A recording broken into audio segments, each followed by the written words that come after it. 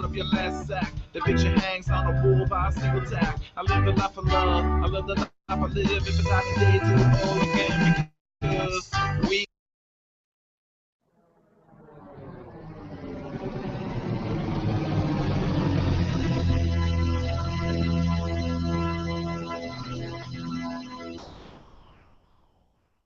The following program is closed captioned for the thinking impaired. Choose your command. You have chosen the Face-Off Hockey Show. I mean, hockey is my life. I've got on hockey underwear right now. The Face-Off Hockey Show. With Scotty Waz. Sean O. breakaway. It's the And the P-Boys, Johnny and Mark with the C. Yeah, baby.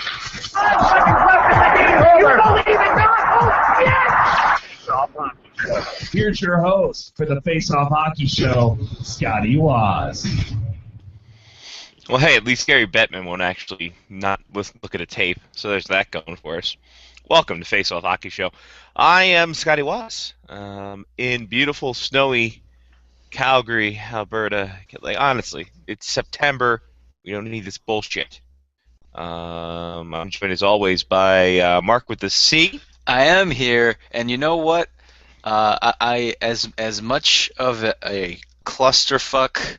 Sorry to drop the first F-bomb within the first minute of the show. Family show. But being in Baltimore has just been a shitstorm of Ray Rice and wife beating and like Zapruder film stuff where, you know, who shot first. They don't know. The video came out. It's just been ridiculous. And if only Shanahan was here still. That'd be great. That'd be really great. And back from a week hiatus, Johnny P joins us. Hi, Johnny P. Yes. Yeah, and I brought back a new app for the Google Plus show. Yeah, we have an applause app. What is it? I turned on the applause app before the show. Apparently, people that are watching live on YouTube can tell us sections of the show that they like or dislike.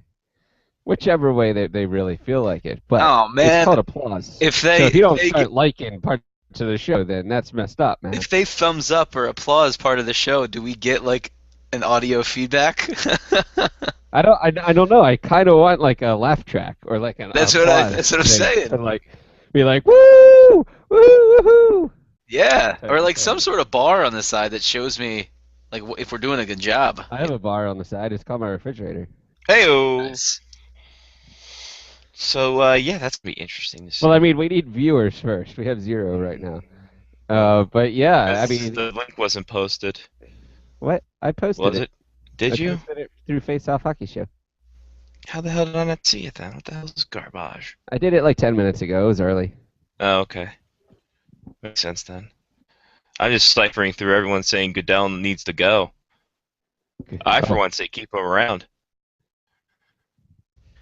Yeah, I apparently missed a lot of talk this weekend. You didn't hear all about you didn't hear all about the Ray Rices? I'm still in the middle of a King of the Ring right now, so I can't talk about Ray Rice. Wait, you're on King of the Ring? What do you mean King of the Ring? Yeah, I'm in King of the Ring. Supercard? Nice. Yeah. He listened to me and downloaded Supercard. I've been playing it for 2 weeks straight. Ah, it's fantastic. I texted Death and I told him that he needed it too, and then he sends me Vox's back and asks how to play because him and Bailey were stuck at a certain point. I've been telling him to play for weeks, and then he goes to you for advice. I see how it is. Maybe he thought he was talking to me. Probably. It's probably it was Leahy syndrome. Yeah. How do you get stuck on something like that, by the way? It seems pretty cut and dried. Well, there is a section of apparently early in the game, and I ran into the same problem. There are cards that are part of your King of the Ring crew. Mm-hmm. What are they called? Is that a gaggle? A gaggle. I would say a gaggle, yeah, that works. Okay, so a click, maybe? Your King of the Ring gaggle. There are cards that are part of that gaggle. Yet even if you're not playing a King of the Ring, you can't like get rid of those cards. So you can't use them to train or anything like that because they have to be used in the King of the Ring. But I didn't figure this out until after the fact. But then they asked the same question that I had, so I knew the answer to it. Nice. So it was very helpful. Very helpful. Fucking problem solved. Then look at this. Yeah, and I haven't even been back on the show since Stoke City beat Manchester City. It's a big win for Stoke City. 1-0. It was 2 weeks ago. You built that city. Yeah. I was going to wear my Stoke jersey, but it's all just red and white stripes, and I thought I would just blend into the background. That'd be really weird. You could play camouflage though. Yeah, I could. Who's on your team, Johnny? Who's your gaggle of wrestlers? That's part of my King of the Ring. Yeah, because I'll tell you mine too. Whoa, all right. We have gone deep quickly. Let's see.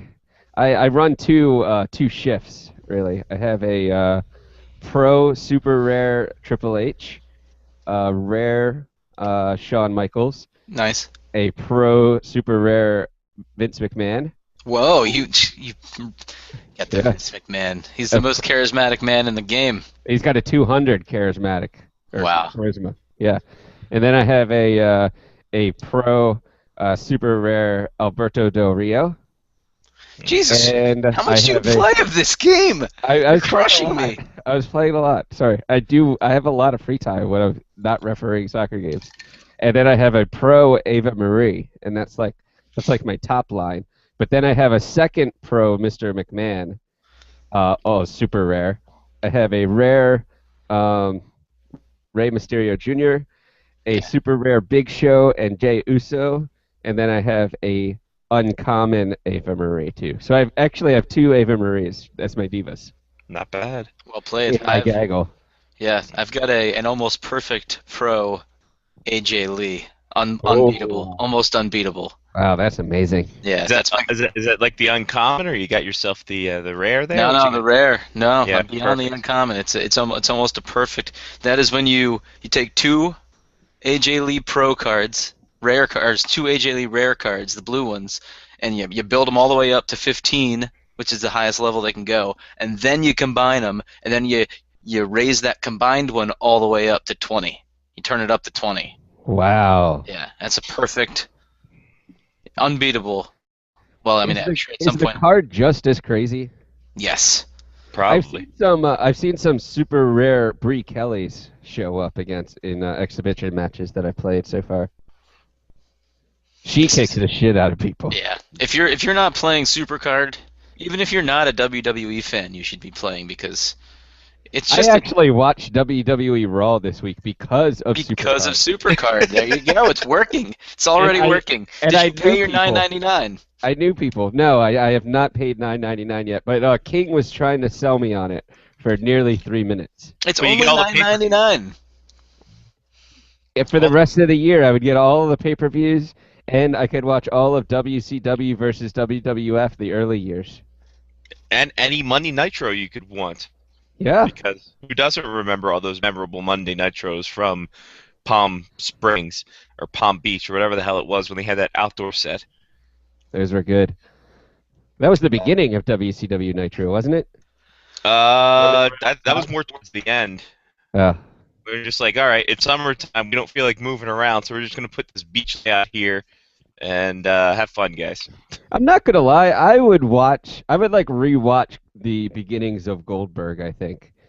Because I think that he was an interesting phenomenon in pro wrestling at the time, where he was like somebody coming from another sport, like a football player that it was a professional athlete and then all of a sudden became a professional wrestler.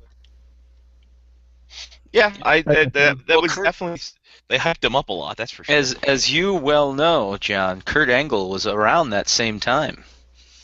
And Kurt Angle made the real leap from legitimate athlete to professional wrestler, because Goldberg, I think he might have cracked a he played for the Falcons roster. I don't think he played in a regular season game for them. I have his biography. I'll let you read it. Oh. Yeah, I got it at Goodwill. It was 99 cents. Nice. Yeah, just like that jacket that Macklemore got. Exactly. Man, he was a great second baseman. Yep, I agree. Agree completely. But yeah, Goldberg, Kurt Angle, Brock Lesnar was a undefeated throughout like his entire life amateur wrestler. Who left college, didn't really go to the Olympics or anything like that, and is massively huge now. Yeah, Big dude. He had all the MMAs and all the WWEs. And, Yeah, he's when getting he all the was- letters behind his name. Yeah, exactly. He's like a fucking like a doctor that goes to school for 15 years. What an asshole. The Yeah. School of Hard Knocks. What a dick. What a douchebag. Hey Steve, you're an asshole. Stop it. We get it. You're smart. Alright, on my King of the Ring now, even though I've upgraded cards, I've been stuck in this fucking game after this morning, and I upgraded cards several times since then. I hated when that happened, actually. Yeah, it's the worst. I've got myself a super rare Brock Lesnar, a rare Big John Studd, a super rare pro Alberto Del Rio, a super rare John Cena, and a uncommon pro Ajay Lee. And then on my bench I have a Oddly, I think. Ajay. Okay. Oddly. I On my have bench- the worst luck. I have two super rare cards, and they're both Chris Jericho's that I won in a King of the Ring. That's Nice. the only actually super rare why cards I that I've keep got. playing the King of the Ring is because all you have to do is make it to the quarterfinals, and you get a super rare card automatically. See, I got two more super rares on the bench: Jey Uso and Vince McMahon. And then I've got a rare Diesel, a rare Titus O'Neil, and a regular Tamina Snuka. Get rid of her. Tamita Snuka. Yeah, hardly know her. Oh. I But then I've got freaking a wonder if Greg plays this. Like, this would be a fantastic should. conversation to be having with Greg right now. I got a rare AJ Lee in my exhibition, but not in my King of the Ring. So, and then I've got 21 rare cards in general. Fandango Pro rare card, all kind of Jimmy 10 condition. Jimmy 10 condition. By the way, I started following him on Twitter. It's the greatest thing ever. That's smart. That is really smart. Just Why wait not? until Why he wouldn't buys you? another hockey team, and then you're in. Well, he's still working for the Wenatchee Wild, which is hilarious to me. Okay. Which to me just brings a tear to my eye just because I was coughing because I'm not used to doing that voice. So It has been a while since the Gem Mint 10. yeah, and it shouldn't be. It shouldn't be. But it's a rare time right now because it's September and it's snowing and power lines are down and all this other crazy shit going on in Calgary. Wow. That escalated quickly. Dude, wet heavy snow. It rained and then it wet snowed and then it heavy snowed and then it wet heavy snowed. So like there's breaking trees all over my neighborhood. My roommate had to literally like brush the trees off so they wouldn't fucking fall over. I was driving home today. There was a big fucking branch in the middle of the road, like on each side. I'm just like, Jesus Christ. So you took the fork? Yeah. I was like Forza, man. I was just like, oh, and like I literally was like, "Shut up, Paul Walker," as I was making a drift into my cul-de-sac. Yeah, Nice. that's nice. That's good. So yeah, We no, would it's. appreciate that, I feel. I think so. I'm just glad that it's still summertime, man. Everyone's going to the beach. Do you have for the last ice weekend fog summer. coming in soon? All day, every day. I think we actually did. I think ice fog was yesterday. But hey, guess what? It's funny because it's going to be below freezing tonight, but by the weekend it's going to be 70. I hate this fucking city. It's a 30-degree change Fahrenheit Oh, from now. that's 40. What? 32 to 40. 70? 30, what? Almost 40. Almost 40-degree change. 38 degrees if we're being simpleton about it. If we're using that Common Core math that they're teaching kids now.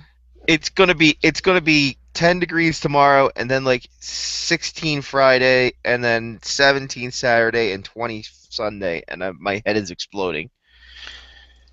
Just thinking about it. No, like literally, like I'm taking Tylenol because of the pressure. Under pressure. Exactly, and my goes dun dun dun dun. But yeah, no, fun times had by all. Had by all. Wow, that sounds terrible. Oh, dude, it is the fucking worst. Is that how your week is gone? Yeah, no, snow. Just random snow and then warmth after that. So first of all, so it's going to snow, and it's wet, heavy snow, and then it's going to become 70, and then it's going to flood the Cow Palace. Essentially, we're going to have to renovate the Cow Palace once again. Flooding the Cow Palace. You know how I like it. Shit, they called me that on Saturday nights. What? Anyway, folks, we're having fun here. We're having fun. Don't worry about it. We're having all the fun. So what does Canada think of all of this Ray Rice news, Scotty? It's all sports talk television or sports talk radio is talked about. Really? Not even at least in Toronto. Toronto, they started to dedicate a couple hours to it. It was amazing. So sports talk radio in Calgary is bullshit, and I won't listen to it. So that's the reason why I don't know about the one in here. But yeah, in Toronto, dude, they're dedicating like two hours to it ever since it broke. So it's pretty insane. Not gonna lie to you. Do you think? And this is something that I've been Yes. noodling. I think you might know where I'm going with this, John. Canadians seem to be very forgiving people. Yeah. If, let's say, Ray Rice never gets reinstated into the NFL, do you think that he has a career with the Argonauts? Yes, because Lawrence Phillip had a career up here with the Alouettes and the Stampeders, and he beat the crap out of his girlfriend or wife several times. That's true. There you have it. That is true. There it is. Boom, there it is. Roger Goodell could even come up here and be the commissioner if he wants, just in case he gets fired. So As long Jerry as he's Springer not could in come the up and be the NFL. commissioner. Do what? Jerry Springer could come up and be the commissioner in the CFL, and they'd love it. I don't know. I saw a segment on Raw this week. I'm not really thinks he's good at moderating things. No? Eh, Can he get hit? Like not. King was talking about how he got slapped. Well, yeah, he got the bum's rush from the Bellas, and he got a Bella sandwich, which usually is a good thing, but this time was a bad thing Oh, that sucks. Why this time? because he got hurt. Yeah, I'd It is normally be fault. happy with a Bella sandwich. It doesn't. It's delicious. Speaking of less delicious things, here's the scene this morning from my house. As Oh, you jeez. see all yeah, Street Share Scotty's back. yeah, and like you see all the trees like literally hanging down to the sidewalk and just dying as you look at it. It's quite amazing. It's fantastic. Those things don't die. Those are pine trees. They'll Dude, be they're- living.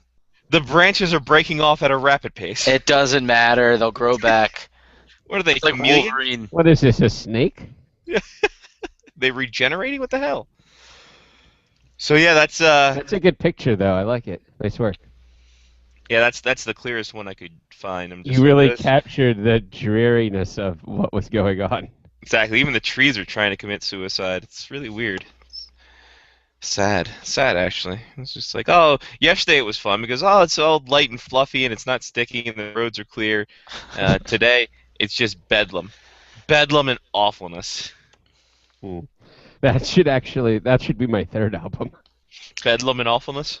Or it's all light and fluffy, and then Yeah. awfulness. Double album. Ooh. Oh, wow. Double live, baby, Ethan. Hey, Garth Like- Brooks is touring again. Yeah, we're definitely going to see him. We have to. Good. Yeah, definitely. There's no way we're not going to see him. That's true. I would seriously contemplate buying a cowboy hat too, just for that night. Wait, Interesting. you don't have a cowboy hat anymore? No, I That's don't. what I can't I find it. I Huh. don't know where it went when I moved. I might have to go to Carol's Western Wear. Yeah. Yeah, and get that same exact hat that we got, like, every time that we went to Carol's Western Wear and lost our hat. I think I'm gonna. They have a Yeah, they have one hat. That's pretty nice. I'm just gonna get it. It's pretty cheap. Too. Did you already do online research? Yeah, why Look not? at you. Yeah, obviously. Johnny's getting the spirit of things. So we had a Friday like 2 or 3 weeks ago where we had to do like a whole. No, bunch we have a Friday every week. But I mean at work. Wow, Canada's We- off the hook. So many Fridays. All the Sometimes Mark Fridays. doesn't have to go though and see other people on Fridays. That's true. This particular Friday we had to do a bunch of like configuration crap on the new software that we're building, and so the entire afternoon we just listened to CDs from the 90s. So it was like Garth Brooks The Hits, Lenny Kravitz 5, Blues Traveler 4, Tragic Kingdom, No Doubt's Tragic Kingdom. Oh, I thought Third Eye Blind was going to be Yeah, after that. No. No. 311, Mark, get it right. Oh, beautiful. Well played. So that was like an entire Friday. It was pretty awesome. But ever since that day, I've been like, wow, I want to just buy a cowboy hat. So I looked for cowboy hats that afternoon to see what Carol's Western Wear had in store. That's kind of like me saying, you know what, I'm going to buy bowling shoes and bowling ball. Yeah, right? Scotty was like, hey, I want a bowling ball. And he shows up next week, he's got a bowling ball. Like, Exactly. I was like, hey, I want to buy a cowboy hat. And Carol's Western Wear is like 3 miles down the road from my house. It's right on Bowling Alley. It is. It is. How We about passed- that? We passed it while we were doing our Big Stand Invitational mess. We should have stopped in. Yeah, I Should've. could have gotten a cowboy hat for my win. Come up. Oh, it'd been great. Just to stop at Carol Western Wear, we document it. They sue us for showing their company in a bad light. No, the light was fantastic that day. It was sunny. And it's true, it was sunny that day. Especially for you and your victory. Look at you, you hungry. Ah, yes. Son of a bitch. Yes. What a win. So, And another great topic. The Orioles essentially coasting into the offseason. But last night, as part of Mama Patanza's graduation, as part of Mama Patanza's Yeah, retirement, Mom graduated. Hey! Francesco and Lynn Patanza were out at the game at Fenway, and what a game it was. Are you showing the screen share too, or no? No, I'm not I gonna. thought- Do you want me? I can bring it up if you'd I like. thought you were talking it. I thought you were talking it up. I thought that you were like, Oh, no, I was just talking up how the Orioles won the game. yeah, the Orioles did win the game, and Mom and Dad were on TV. They were. Let me. I will bring it up. Hold on. Oh, wait, whoa. magic number 8. Ah, that's a great number. The Orioles won again today then? Yep. Yes, they did. I think they won Wow. like 6-0. Yeah, it was a day Yeah. game. Red Sox suck. Screen share. There we go. Share that. And in a second it should pop up, and as you can see, Look at them go. look at them right there. Look at that. How's that? Is that better? Can you see that better or worse? Is that better That's or worse? It's better. Better? It's better? Better. Look at that. I think, as I said on Facebook, I think my dad there is giving Adam Jones the steal sign. Either that, or I was looking at the picture a little bit more today. It's either that's the indicator, is the hat being pushed up, or Dad showed up in Boston with like a high top fade that we didn't know about. Yeah. He's got like a Will Smith high top. Absolutely. It's Swaggy P. I do like how he didn't bend the brim, really. I mean, it's still sort of a flat brim like all the No. kids are wearing. I like all the gear that and so I was showing people at work today, and I was like, this is the reason that I have like soccer jerseys and hockey jerseys all over the place. Look at my parents; they're all geared out. Yeah. Well, as you can see, though, plainly, all of their gear has the old logo on it. So where do you think Mom got them? Oh yeah, they're all from Kohl's. They're all from Kohl's. Yeah, they were like $10 each. It's fantastic. She knows a good deal when she sees one. They might have actually been paid to wear those. Yeah, my mom's the same way. She goes to Kohl's and she has so many goddamn coupons and knows so many deals. Like she walks out of there $200 worth of apparel for $15. I'm like, what is this? So how are you? And I literally talk to the person. How do you stay in business? They're like, Then sir, you got- please leave. And then you got Denim Dan there in the background. That fantastic And you got Zach Yeah, but Morris Zach standing Morris in front of him. Zach Morris up there in front. Good work, Scotty. Yep.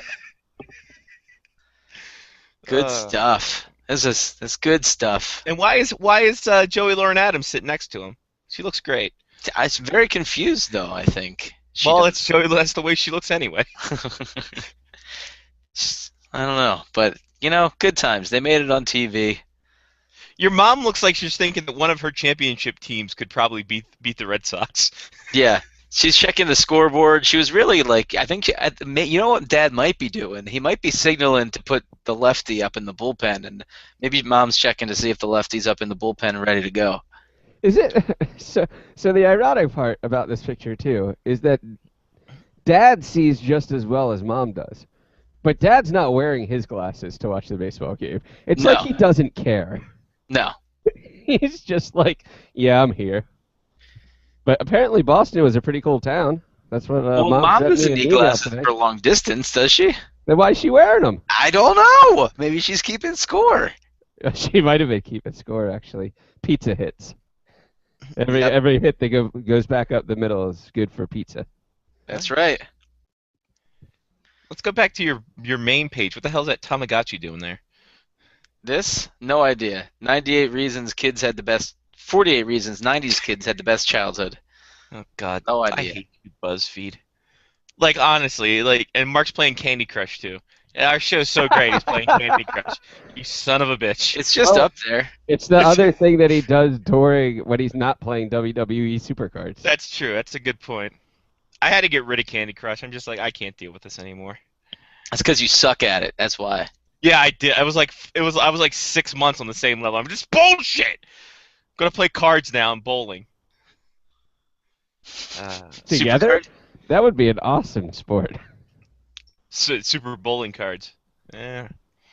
What if you had cards, like a stack of 50 cards and in random orders and stuff, and then you flipped over a card and it was like you've left a 7-10 split. You're like, ah, shit. You like flip over the next card. It's like you picked up the spare or something. Like That'd be you great. could turn bowling into a card game. My deck would be full of first ball nines. Exactly. Nothing but nines. Yeah, but it would be super rares for Mark. Yeah. I was watching the U.S. Open, the U.S. Team trials for the 2015 World Championships, and Traitor. yeah, well, apparently in Canada to qualify, you just have to hand in a form, and they just have to make sure you know how to bowl, and then that's how you qualify. They're like, But all anyway- right, show us you know how to bowl. All right, you're good. Do you have your own shoes? Do you have your own ball? Welcome to the team. Scotty, you Is it- should be part of the team. I know, but you know what? I want to actually bowl for Liechtenstein. Oh, that's So I smart. can be the lead guy there. But I was watching the team trials, and there was this guy Eric Grubanson who had the Mark syndrome. He had like nothing but first ball nines in game number 4 of day 2. That's the worst. I feel for that guy. And I'm sitting here, I'm like, why am I watching 2 hours of trial bowling with no commentary? I'm literally watching 4 lanes of guys just bowl. It's like if I went down to the Bowl America on league night and just chilled. It's like back in the day when You Big don't do Stan that used now. to league bowl. That was the fun thing. I loved going and watching my dad bowl because I didn't know what the hell he was doing. Like, Yeah. what are you doing? Come on. It's like you were watching the Big Stand Invitational with all the first ball nines. Exactly. It was craziness. And there was cursing and there's beer. Yeah, and but there his was, shoes weren't nearly as nice as yours. No. No, there Who's were a owner, couple. though?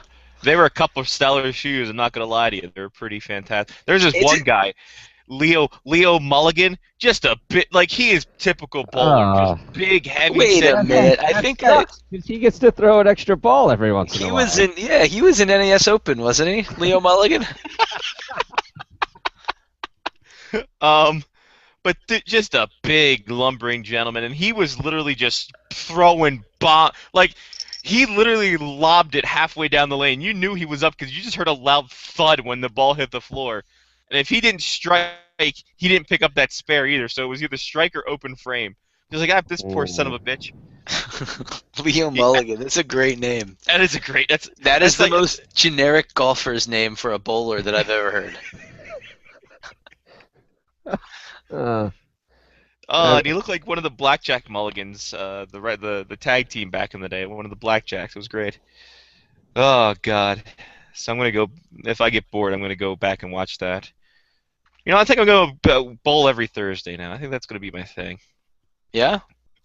Why Bowling not? make it Thursdays? happen. Bowling Thursdays. Why the hell not?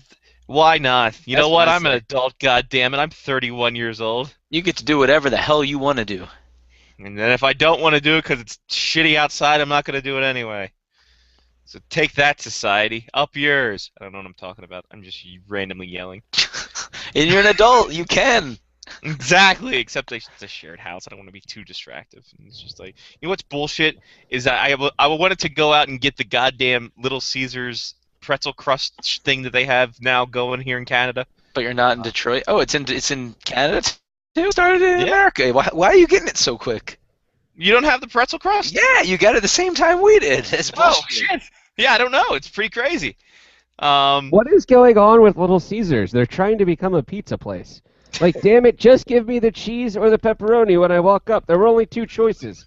What is all the And rest you know of this what? shit? You trusted the cheese and the pepperoni. When they reached down into the sausage, I'm always like, how long has that sausage been sitting there, Little Yeah, Caesar? and then now they're going deep dish, and you're like, did you fully cook that? Because I know that I've gotten some of the regular pizzas that aren't fully cooked. Yeah. So I don't want to get a deep dish and get sick. So I just stick with the cheese. And occasionally, like every other time, I get crazy bread. Right. I mean, if you're more than willing. I mean, I'm more than willing to order a deep dish pizza, but let me order it so I know you cook it on the spot. I'm Yeah. not going to walk in and order a deep dish pizza. I'm not going to That's walk true. in and order a sausage or something like with pineapple on it because I know that has just been sitting around for a while. I'll Right. walk in and get a cheese or pepperoni, but give me the option to call in a special order. That's what I say. That's true. That's true. That's the Little Caesars basics, man. But yeah, I When wanted to does go and Little I'm like, Caesars come out with an app? I want the Little Caesars app. pizza app. What do Yeah. you need an app for? You just walk in and buy a pizza. is the app so that you can like directly tweet after you've bought a pizza that I Yeah, bought so a pizza? like as soon as well, they have their own program now, right? A rewards program. Shut the front door. Yeah, the girl at the register asks me for my phone number every time I'm there. Well, I Oh. think she wants to ask you on a date, and I think she's just Oh, Well, that's a different kind of reward, if you know what I mean. yeah. freaking. But they take Glen Burnie. She's gonna ask you how long that sausage has been there, and she's like, Hello. Oh, Hey.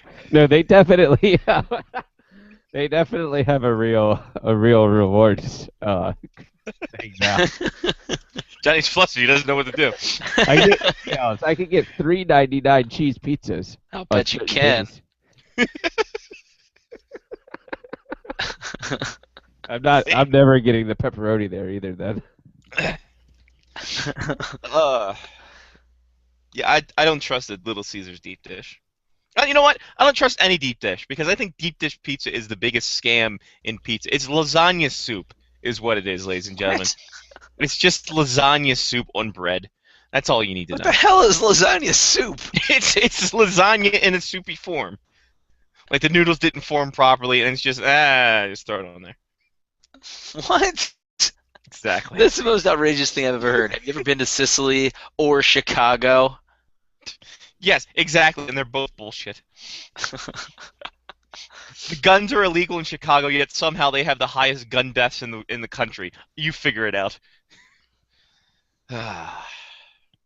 Tell you what, Chicago's going to be coming to D.C. though, as the announcement happened that Nationals Park will be holding the Winter Classic. Huzzah! A huzzah! Did you like that segue? I did.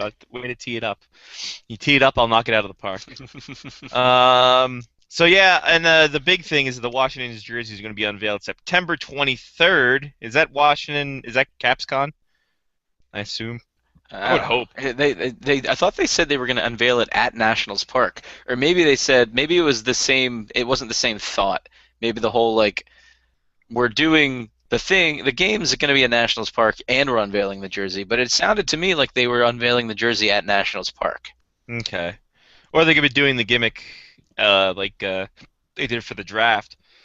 Unveil their new jerseys at Kettler, and then Voila, they're on stage. Carl Osner's wearing one. Is CapsCon even happening? I guess is another question. It didn't happen this past year, so I don't know. Maybe they learned their lesson. I hope they learned their lesson because that thing sucked. Yeah, it's not as big as Blackhawks Con or HawkCon. I don't know what they call it. That's huge. Well, not only that, but I don't believe that the fans really cared. We're on a downslope now here in DC, so I don't think fans are going to pay an additional $40 to $50 to $60 or however much it was to go to that thing to see the players again. And then pay like what was it, like an additional $10 or $15 to get more autographs. Like it was kind of ridiculous how much that actually cost, which was great when the Capitals were winning and everybody wanted to be a part of it. But now that the Caps didn't make the playoffs for the first time in like 6 or 7 years or however long it was, now people are like, it's DC, it's fickle. People aren't going to pay money to go see a team that isn't a winning team. That's true. Wait a minute, people still go to Redskins game. Yeah, exactly. Unless it's the Redskins, and in that case, yeah, they show up in droves. So yeah, that's going to be interesting to watch. Who knew that the Expos and the Bullets would be the best teams in DC? It's almost a shame, actually. Shout out Washington Warthogs. Those are fun games too. Anyway, Saku Koivu retired. How about that? 18 seasons. He said, "Love, peace, and hair grease. I'm out of here. I don't want to be the oldest Finn in the world." So he's not. So he retired. Good for him. Was also Saku in NHL '94, man? No, he was not. He just missed that? He missed the cusp because the problem with NHL '94 is that the rosters are from from '93, '94. Mm-hmm. So I think he was in '95. He came in after the lockout season. So such a young man, such a young gentleman. So much life, so much promise. I don't know what that means. Actually, he could have been late '90s. He played 18 seasons, so probably like '96, '97. So Roger, checking. Yeah, check that. Check. While you talk about that, I'm going to talk about another news in Anaheim. Bruce Boudreau contract has been extended by the Anaheim Ducks. So good for him. You know what? Big Bruce. He just missed it. He was drafted 21st overall in 1993 by the Montreal Canadiens. So but he when probably plays for a season. What's that? Well, he probably was in the minors, but he played in Finland for a couple years. His professional, he was 18 in '93, so he technically could have made the game. He could have made the game because it was an first NHLPA game. 2 more he played for TPS in the SM Liga with 2. I have one of their softball bats. Exactly. Yeah. Shout out Louisville. Yeah. Moved to North America for the 95-96 season to join the Canadiens. So yeah, just missed it. Just missed it. So there we go. Stefan Quintal is the new head of player safety. Bless you. Thank you. Not to be confused with Steven Tikau, who I think is a new member of Wu-Tang Clan. Tikau. That's the George Michael sports machine. There you go. Rest in peace. Scott Stevens stepped down as the New Jersey assistant coach. Tommy Albleem will be filling in for him. And yes, then he's coming back to the Caps. Yes, he's coming back to the Caps, and he's avoiding all limos. All right, so expansion's been a hot pocket of detail. Hot pocket. Why is he talking like that? Anyway. The Bill Burr girlfriend voice is like perfect that you have. See, that's a combination of Bill Burr and also Jim Gaffigan's inner voice. Nice. I don't know what's happening. The new Toronto expansion team could cost an expansion fee of $1.2 billion. As that is a still timely reference in which, things happen. Yeah, obviously. So, Yeah, I'm trying to find out if it's actually the expansion fee or if it's everything tax and title. Where do you go to get a title for an NHL team? I think registry somewhere. Central registry. Same place the guys get drafted from. Ah, okay. Yeah, so you don't have to wait So in it's line not like for a 3 place hours. down the corner. Yeah, 1.2 billion. Blah blah blah blah blah. Banker. Blah. 3 of the bankers say they could see the auction. Oh, auction. Okay. The bidding for a new team would start around $800 million. So So is that on top of the 1.2 billion? No, that's where it would start, and then here we go. How you can turn profit after 1.2. Expenses to buy the team: $600 million for of your own personal equity. $100 million can come from low interest. Blah blah blah. $500 million can come from lenders. Expenses to build the arena: $400 million to build. Blah blah blah. So 142 plus all the staff. $141 million for that. -3. Somehow, in this crazy bullshit with the TV contract from Rogers and NBC.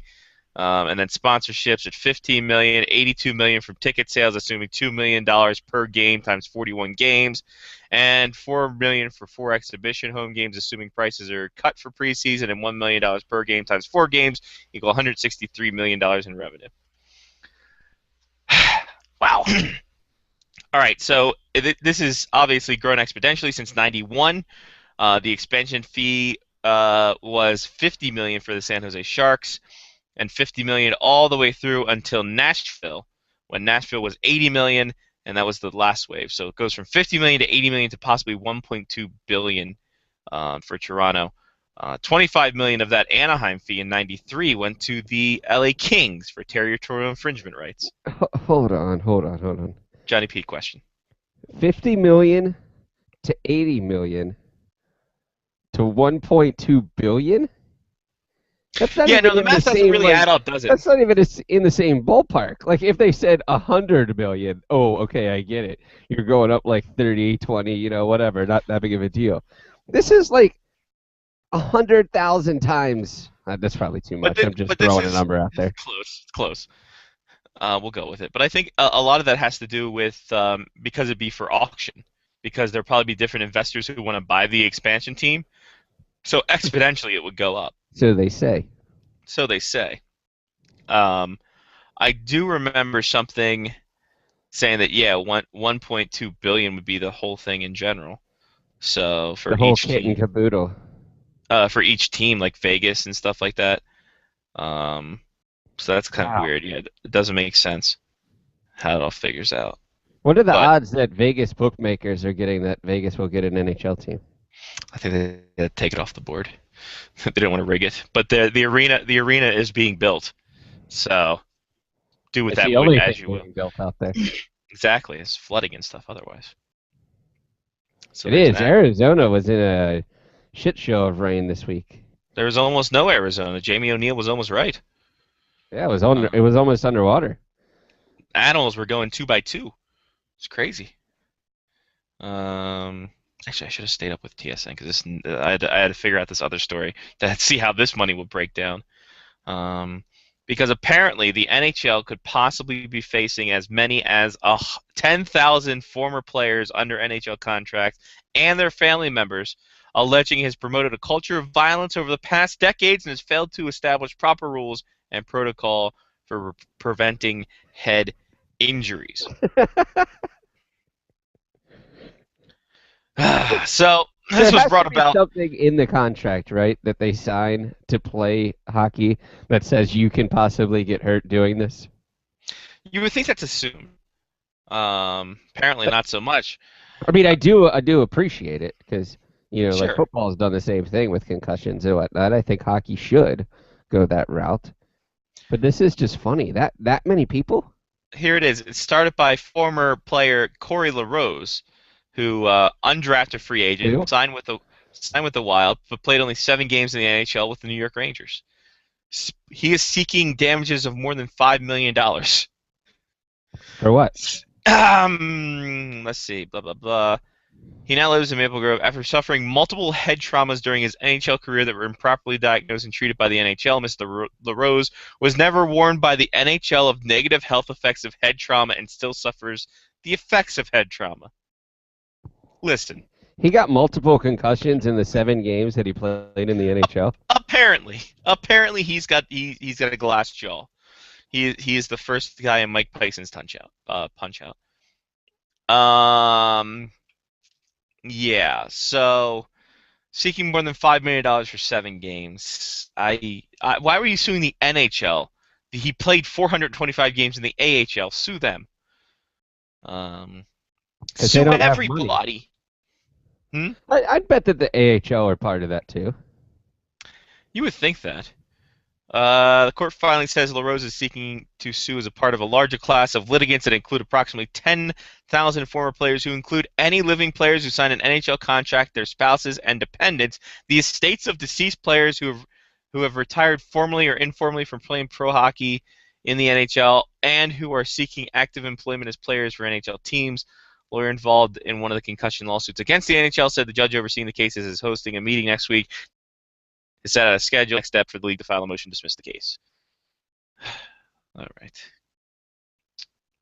I don't know. That's interesting. My head hurts from all of this. Have you ever signed a pro contract? Nope. All right, shit. Damn it. You were so close. You had 1 out of the 2. Yeah. I think I got a concussion once, but I've never been a pro athlete either. The lawyer for the NHL players said in hockey it's a bit easier case to prove because of fighting in the sport. Hockey players, the one I've talked to, are generally worse off than football players. Number of tragic cases in hockey we've seen and heard. Former NHL trainers have been owners, former mechanics, blah, blah, blah, blah. No medical qualifications. All right, I don't know about that. I don't think Stan Juan was an accountant. Yeah, not even close. He wasn't a mechanic at all. Mm-mm. He's a goddamn genius, that man. He might have been a mechanic, but he was fixing people's bodies. Stan Wong! He's not gonna let your head be an eggshell, Stan Wong! Stan Wong got out on the ice so quickly that he caught your head before it hit the ice. Oh, Stan. That's a good man right there. Stan Wong, the best. So true. Why is he not having courses in medical training? Like, honestly. Like, Late night infomercial with Stan Wong. What if Stan Wong put out like Tom Amansky type videos for like traders? Back to back to back AAU World Health Champions. Ah, that'd be fantastic. I'd buy those. He's like, and here are the proper techniques that you need to keep your players out on the ice. He needs to do those like American Red Cross, like when you get trained as a first responder at your work kind of things. That's what he needs to do. You mean the training videos? Yeah. Oh, Jesus. That's the Wow. worst. He had Rod Langway, who didn't wear a helmet, but his head didn't get cracked like an egg. Stan Wong! True. That is true. That's how good Stan Wong was. Stan Wong was a trainer before helmets. He's still a trainer. Yeah, yeah. I mean, I'm just saying. I mean, that's how good he was. His job's probably easier now because the players are wearing helmets. Isn't he the trainer for like the men's under-21 U.S. national soccer team? He's like the U.S. hockey. For U.S. hockey. U.S. hockey. Yeah. He goes for the World Juniors. He goes for the Olympiad. Yeah, we talked about this. He has like more medals than most NHL players combined. So yeah, Stan Wong. The legend of Stan Wong continues. Wu-Tang. Wu-Tang. Don't know what that means. Apologize. I really want this pretzel crust now. I'm really there's a Little Caesars 2 kilometers from my house, but I don't think the roadways are safe for me to go on. You have to drive. 2 kilometers is close, right? It's like, that's like right around the corner.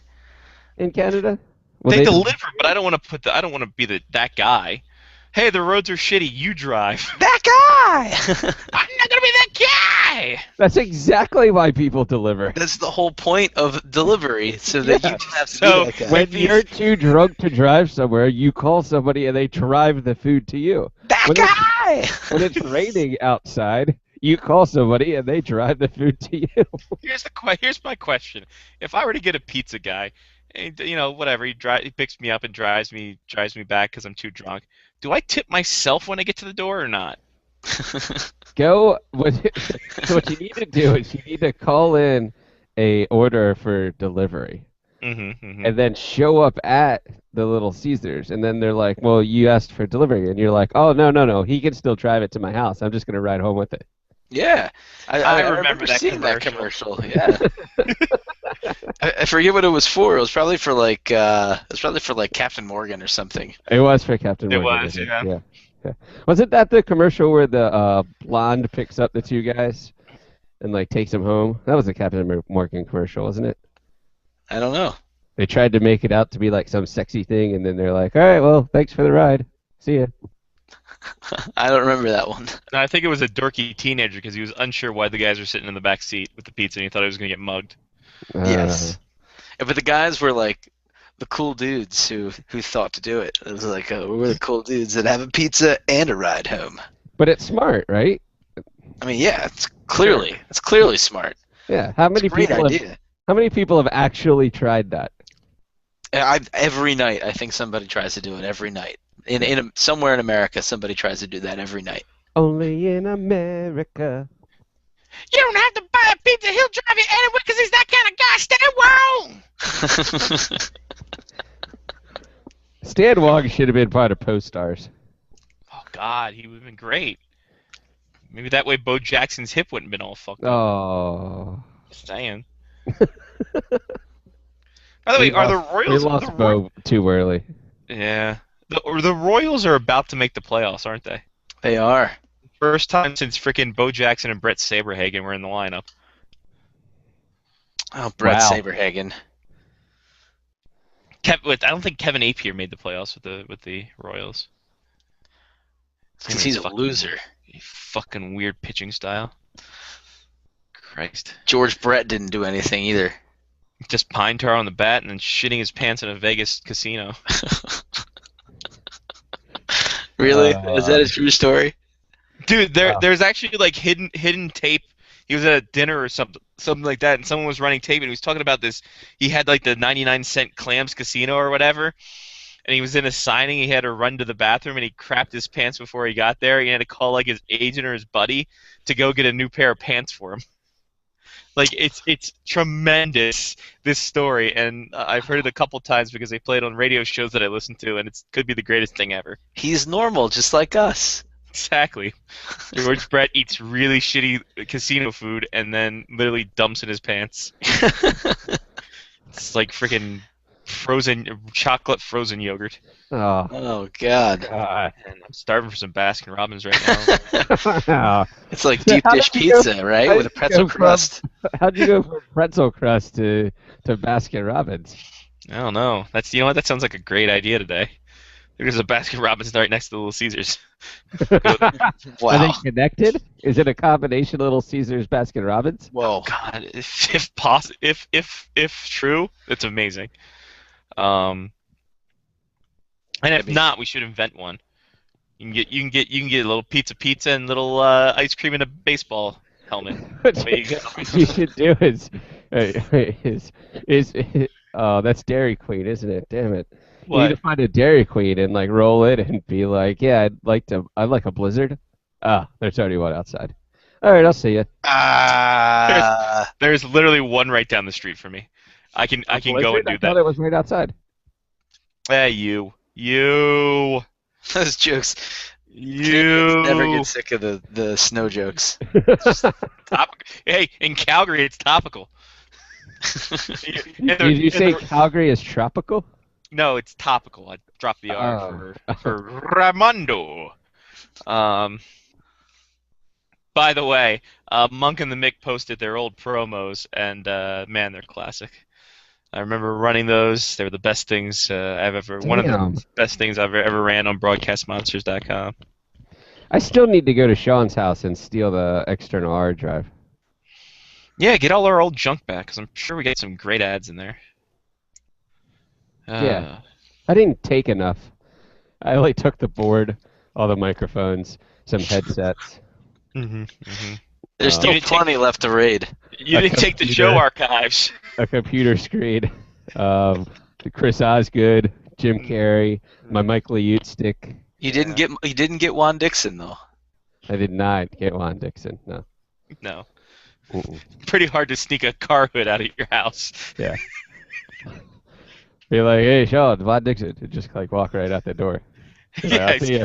Especially putting it in your car because I'm pretty sure you still have the tipper on at that point. The funny part would be that it would look like it would take up the entire back seat, so it would just look like I had two hoods. Well, you should have just strapped the hood on top of your hood, and it'd be like a sponsored tipper on. People would be like, "What the hell's going on?" Stop. Going to Glen Burnie, they wouldn't know what the hell's going on. Wasn't it a Sprite hood?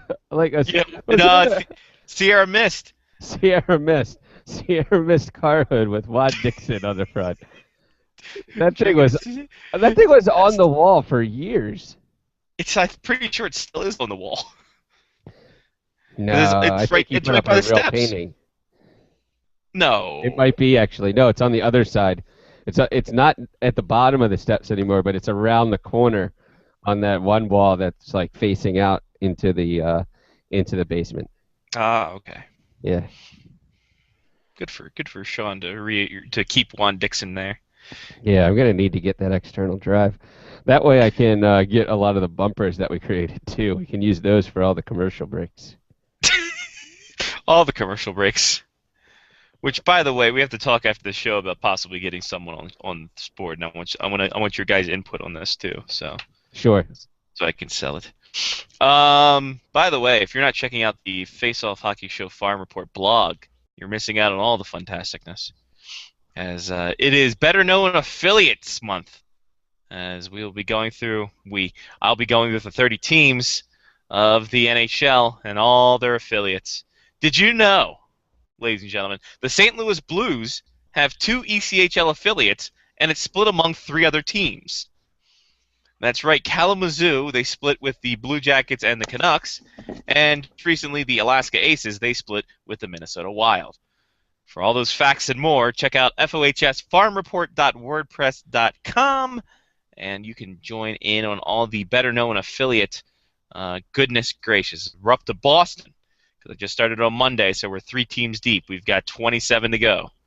It's going to be fun. It's a good time, folks. And how many days before the start of the season?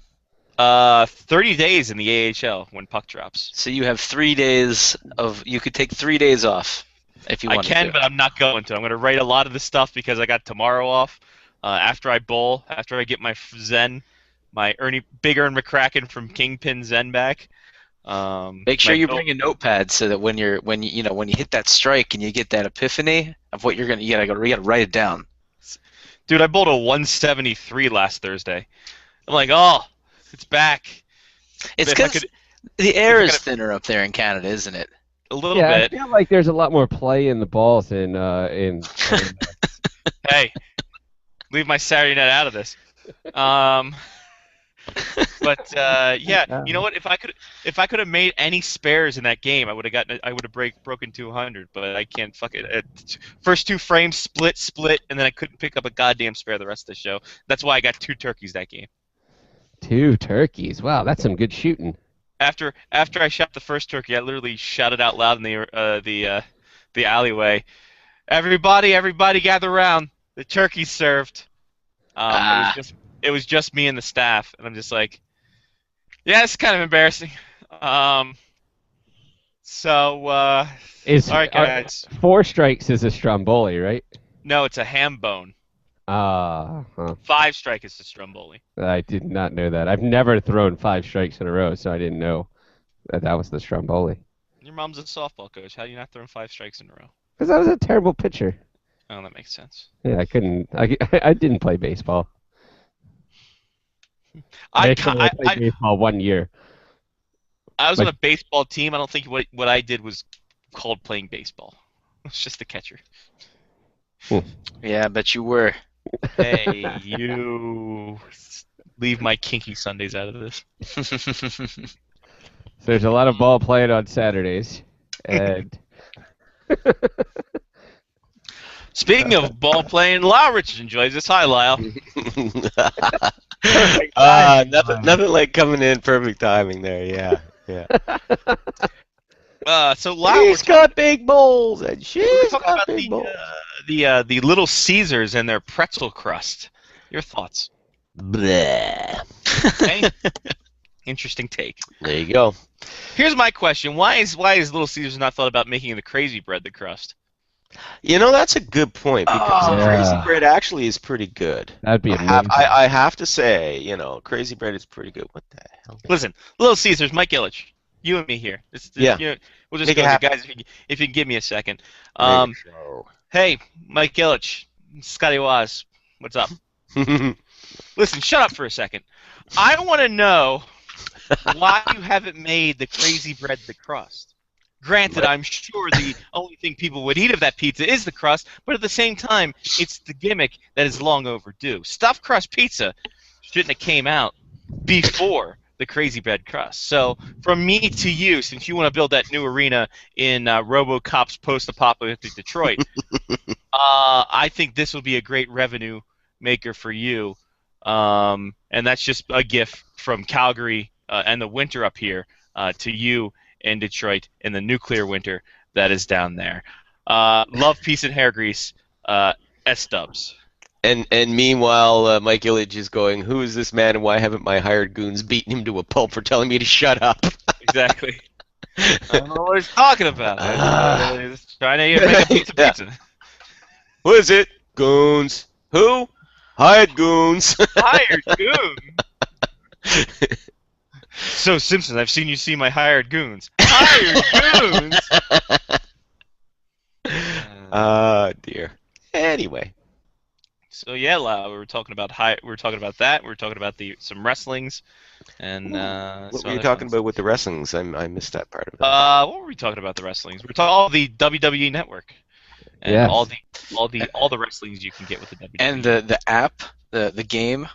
Yeah, the WWE Supercards app that you can get on your phones. To You know, play. we should really start offering a subscription to our show for $9.99 a month. We There can you make go. premium content on iTunes if we want it. There you go. Nah. Just It's about- like I said though, I'm not big on the WWE network or anything like that because as I told you guys last week, you know, YouTubes. any match I want, I can see it on the YouTubes. So there you go. Exactly, and most of the cool matches are not even like WWE related anyway. You Plus- got plus they- AWA. Yeah, well, they have a lot of AWA, WCW, ECW, classic WWF before the Pandas took over. You know, it's all there. And I mean, on your Netflix, they also have some WWE compilations there too. So there's matches there and That's true. documentarize and all that. So my question then, WWE Nation, is why would I need to pay? What is it, 11 something? $11.99 a month On in Rogers, you know, here in Canada, to watch, you know, matches I can watch for free via YouTube. Because you get the Legend Houses and all the other premium content. on there. Yeah. Okay. I don't know. I don't want to see the Mean Gene beating up Tony Atlas or something like that. It'd be really weird. Though I do like I don't know if they still run it, but they used to run on the WWE Network the Legends of Wrestling, where it used to be they used to have a round table of be either moderated by either Mean Gene Okerlund or Jim Ross. Jim Ross, you know. Good old JR, and he'd always have guys on like Pat Patterson and Mick Foley and Michael Hayes, you know. Don't and forget the guys like that. American Dream there, lad. American Dream, Dustin Rhodes. I was coming in, I was legends saving of the best for WrestleMania. last. Don't you understand? For the Tower of Listen, Power. Daddy, To listen, speak Daddy. to be Tower. Now, can you dig on that, Daddy? But anyway. I like how they smoked on the set too. That Oh, was I that- know. It was Like just Michael PSA's had a big stogie. Yeah. Pat Patterson's sitting there, chain smoking cigarettes. He doesn't care, you know. As a ring boy was in the side. Yeah. Oh wait, hold on a minute. Oh, You know, that's- and poor Gene Okerlund sitting there in the middle, you know, looking like he was going to choke to death, you know, at any moment. But yeah, it was good. Good stuff. Good stuff. Poor Jim Ross. But I actually came up with. They actually had some good stories though that they would talk about on there. So I did enjoy the old when they used to do the Legends of Wrestling stuff. But that That's was on the YouTube too, so the hell with it. yeah, exactly. That's where I saw most of them. Actually, was pull them up on the YouTubes. They take them down. Don't worry, they'll be back again in a week. You know? Soon enough. They really have to just, you know, it's you can't stop the stuff from being on YouTube, people watching it for free. So you've got to come up with a better way. Just a better way is all I'm saying. Better way. Lighten up your intellectual property, jerk asses. There you go. Speaking of coming back in a week, as much the WWE stuff on the YouTubes, so is the controversy surrounding Evander Kane after Drake Wheeler's comments that he needs to grow up, even though apparently now he's backpedaling faster than Deion Sanders in his prime. That was good. Wow, that's like deep mid '90s throwback there. Yeah, That was good. I just want to know at what point for Evander Kane's sake and for the Jets' sake, do they just like, all right, we might need to get you out of here? No. What he needs to do is silence the critics. It's as simple as that. You're that talented. Go out and silence the critics. If you know, so far while everybody's bitching about is supposedly rumored he doesn't like it in Winnipeg and all this nonsense. Like I said, just go out, play your ass off. Play up to the level that you're capable of, and help to carry this team into playoff contention. He carries the Jets into the playoffs. All that stuff disappears. All of that goes away. I mean, there is some. I think there's some truth to it. I mean, yeah, he's got to show a bit more maturity. But some players take a little longer to mature than others. I mean, last season he was hampered by injury, so he couldn't be faulted by that. But the previous 2 seasons before that, he was among the Jets' best players. So I think this is his year. Silence the critics, silence the doubters. Make believe that you want to be there. Make your critics believe you want to be there. And as I start to drift dangerously into Dusty Rhodes territory there, but let's pull it back and let's play your ass off and silence your critics, and all that crap goes away. Yeah, I find it interesting that Drake Wheeler kind of almost threw him under the bus, and that. Well, I mean, now Wheeler's saying, well, it was only meant as a joke. He was only kidding around, blah blah blah, and then it all got blown out of proportion. That's the latest now, anyway. That's come out. Yeah, we didn't mean it. I was just goofing around. I always tell my buddies that you need to grow up and mature and blah blah blah. I say it all the time, constantly to my friends. We're always breaking each other's balls. Come on, it's all part of it. Yeah. There you go. God, this one. Like, honestly, in the division they're in, I really don't see them, and we'll cover them next week in the Central, but that's a tough division. That's a depth division. Oh boy. Yeah. In any case. Well, so you got to rise to the challenge. There you go. Rise to the challenge. So. You hope so. They have a little choice. They're going to have to. Or changes will be coming by the end of the season. One guy they might want to pick up, Johnny Boychuk. He's been on the rumor mill for 75 years now. Because he's the de facto guy out of Boston, right? Like, he's like the guy who probably will be moved, or is there another option for them to go ahead and move? Listen, I think Peter Chiarelli is looking at every option that he can right now, because he really doesn't want to move Boychuk, and you can't blame him. I mean, for all the reasons that he makes such a great, he would be such a great trade chip for them, for the type of return that he would bring back, and the reason why so many teams would definitely be interested in pursuing him. Those are all the reasons why the Bruins want to keep him. Definitely for the short term. I mean, at the end of the season, he's going to be an unrestricted free agent. It's kind of up in the air if they'll be able to re-sign him, because you got to figure given what Brooks Orpik got from your Washington Capitals for 5 years, $5.5 million. I know everybody's still shaking their head over that. Worst deal of the summer? Probably not, but up there. Definitely up there. But anyway, so you got to figure. Lead in something. Yay! What else is even in that general vicinity of a terrible contract? We'll get to that in a second. Let's get to that in a second. Well, I mean, his all has to do with age and declining production. True. That's where you pull that back from. I mean, if Brooks Orpik was, let's say, I'll be charitable and say 3 years younger, and in that point in his career, he'd probably be worth it, but he's not now. But anyway, Boychuk, definitely, he's a better all-around defenseman. He's younger and would certainly be worth, 5 years, $5.5 million. But that's what's fueling a lot of that, the trade talk with Boychuk. I mean, the fact, sure, if they move him, it frees up over $3 million cap space. Now you got more than enough space to re-sign Torrey Krug and Riley Smith. This is after Mark Savard goes on long-term injury reserve. I mean, some Bruins fans that I've conversed with, they still don't understand. They're like, "Oh no, Spectre, what are you so worried about with all of this? They put Savard on long-term injury reserve and bang, they've got over $3 million cap space. That's more than enough to re-sign those two." And I'm like, are you fucking retarded? No, it's not. Okay? Come on, smarten up. The answer to that is yes. Yes, that person is fucking retarded because it is going to cost more. It is going to cost that $3 million cap space. It will cost more to re-sign those two than what they have in that cap space. So that's why they've got to shed another salary. And that's why they're looking at Boychuk, because if you do that, then you could probably sign Krug and Smith to, let's say, 1-year deals each. For say, get them around, $2 million a pop, and that still leaves you a bit of wiggle room to start the season if you have to make any other additional moves.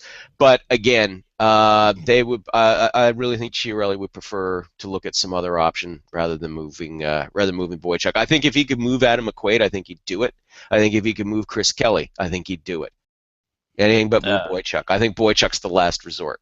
Yeah, up the two places I did their affiliates thing today. The two places they're good at, center and defense. Yeah. Because right now they've got 8 guys for those 6 spots in Boston, and then not even including Torrey. It is including Torrey Krug though. Yeah. But you can demote Warshawski. No, demote Dougie Hamilton, sure. Well, no, he does have a AHL part of his deal. Yeah, but they're not doing that. But you don't want to do that. No, you are not doing that. Speaking of fucking retarded, that's what that would be. Warshawski, you could move. Matt Barkowski, they re-signed him this summer, but, you resign him. People say, well, why would they re-sign him if they would turn around and trade him? Well, because he's easier to trade if he got a contract, So there's that. Chris Kelly, of course, now at this stage of his career, he's a fourth line center. He's pulling in $3 million a season. I don't think there's going to be much of a market there for him. Plus, he's got a limited no trade contract. Boychuk, interestingly, found out that his limited no trade clause expired at the end of last season, so he can be dealt anywhere. And that's significant. Yeah, that if Boychuk becomes the last resort and you have to move him, you are not going to have any difficulty finding some dance partners to take this guy on. So even at $3.3 million a season, there'll be teams lining up for this guy. Hope you like Buffalo. I heard it's beautiful this time of year. Oh, listen, the Edmonton Oilers would love to get a hold of this guy. Love to get a hold of him. Indeed. They need someone because their defense is horrific otherwise. Yeah. He's an Edmonton native. Oh. Yeah. Perfect. That works. Hometown boy comes home. Hey. On to Mark's point, what is the worst contract this summer? That's a great question. Oh, mercy me. Pull up I don't have to in front of me. Pull up the ones the signings this year. What were they this summer? Pull up the signings. Help an old man, a crusty old man. Oh my goodness, he's the guy. He says, "Hey, you know what? We're gonna do this. Balls to the wall." And we're gonna pull the signing. Do you know pulling up the signing? Do you know where you're going to? Where balls to the wall came from? What does balls to the walls come? I was asking you guys. Balls to the wall. No idea. All right, Lyle, what do you want to know? Give me a team. Scotty doesn't want to know what it means. He's just stalling. Give you a team. Stalling for time. Just stalling for time. Actually, we're gonna. I have the list up right now. So. I got you. TSN, where are you? TSN. I know that there was a worse one than Daniel Winnick, 1.3 Toronto. That one. Oh yeah, that was horrible. That one, yeah. Come on, where are you? Dan Cleary, 1.5 to Detroit. Scott Hannon got $1 million, and he's still in the league. Wow. I know, that's amazing, isn't it? Scott Hannon's still in the league. Incroyable. He was slow when he played for the Capitals 4 years ago. Oh, yeah. Grabowski, $5 million a year. Grabowski. Radim Verbata, $5 million a year. How long was his deal? 2. No, that's not bad. That's not bad. 2 years, you're gonna go there. God, friggin'. It was the TSN worst. used to have the complete list of all of them, and now I can't find it. They do. It's at the bottom of the page. It's like below everything. What? Yeah, it's like below. It's below the Craigslist from Craig Button.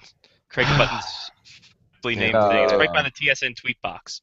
Are they gonna sue TSN for that? The tweet box? It's the TSN tweet box.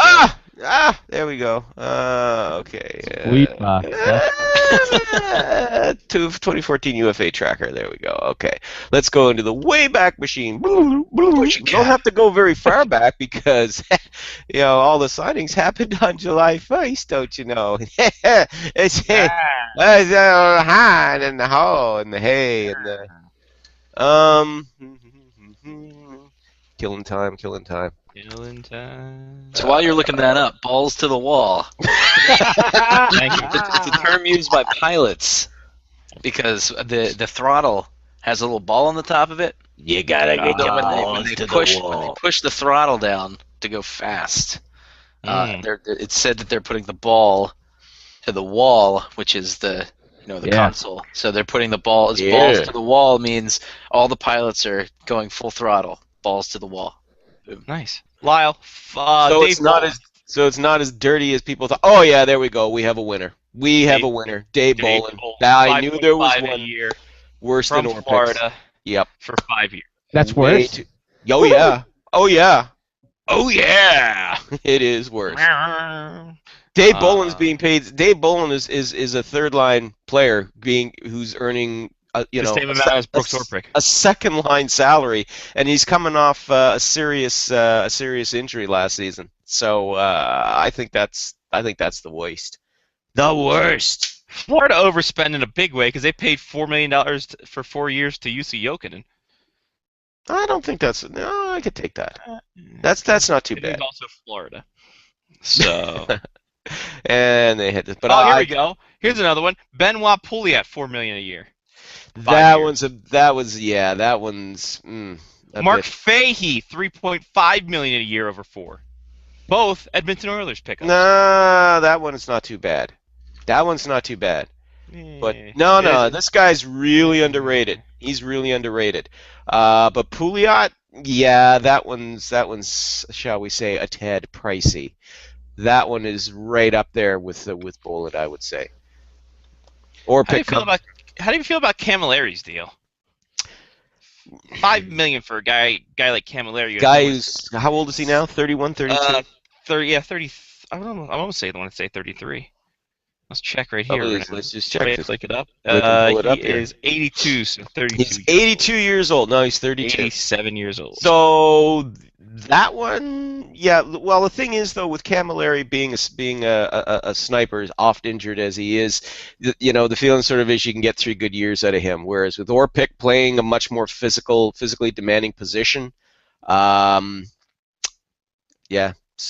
I'd say Orpik's steal is worse than Camilleri's. I'm still looking up and down these big.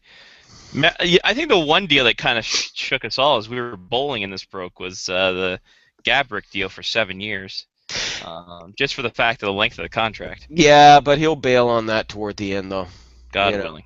Oh yeah, because he signed it. It's not an over 35 contract. So if he decides to retire at 36 or 37, comes off the books and there's no problem.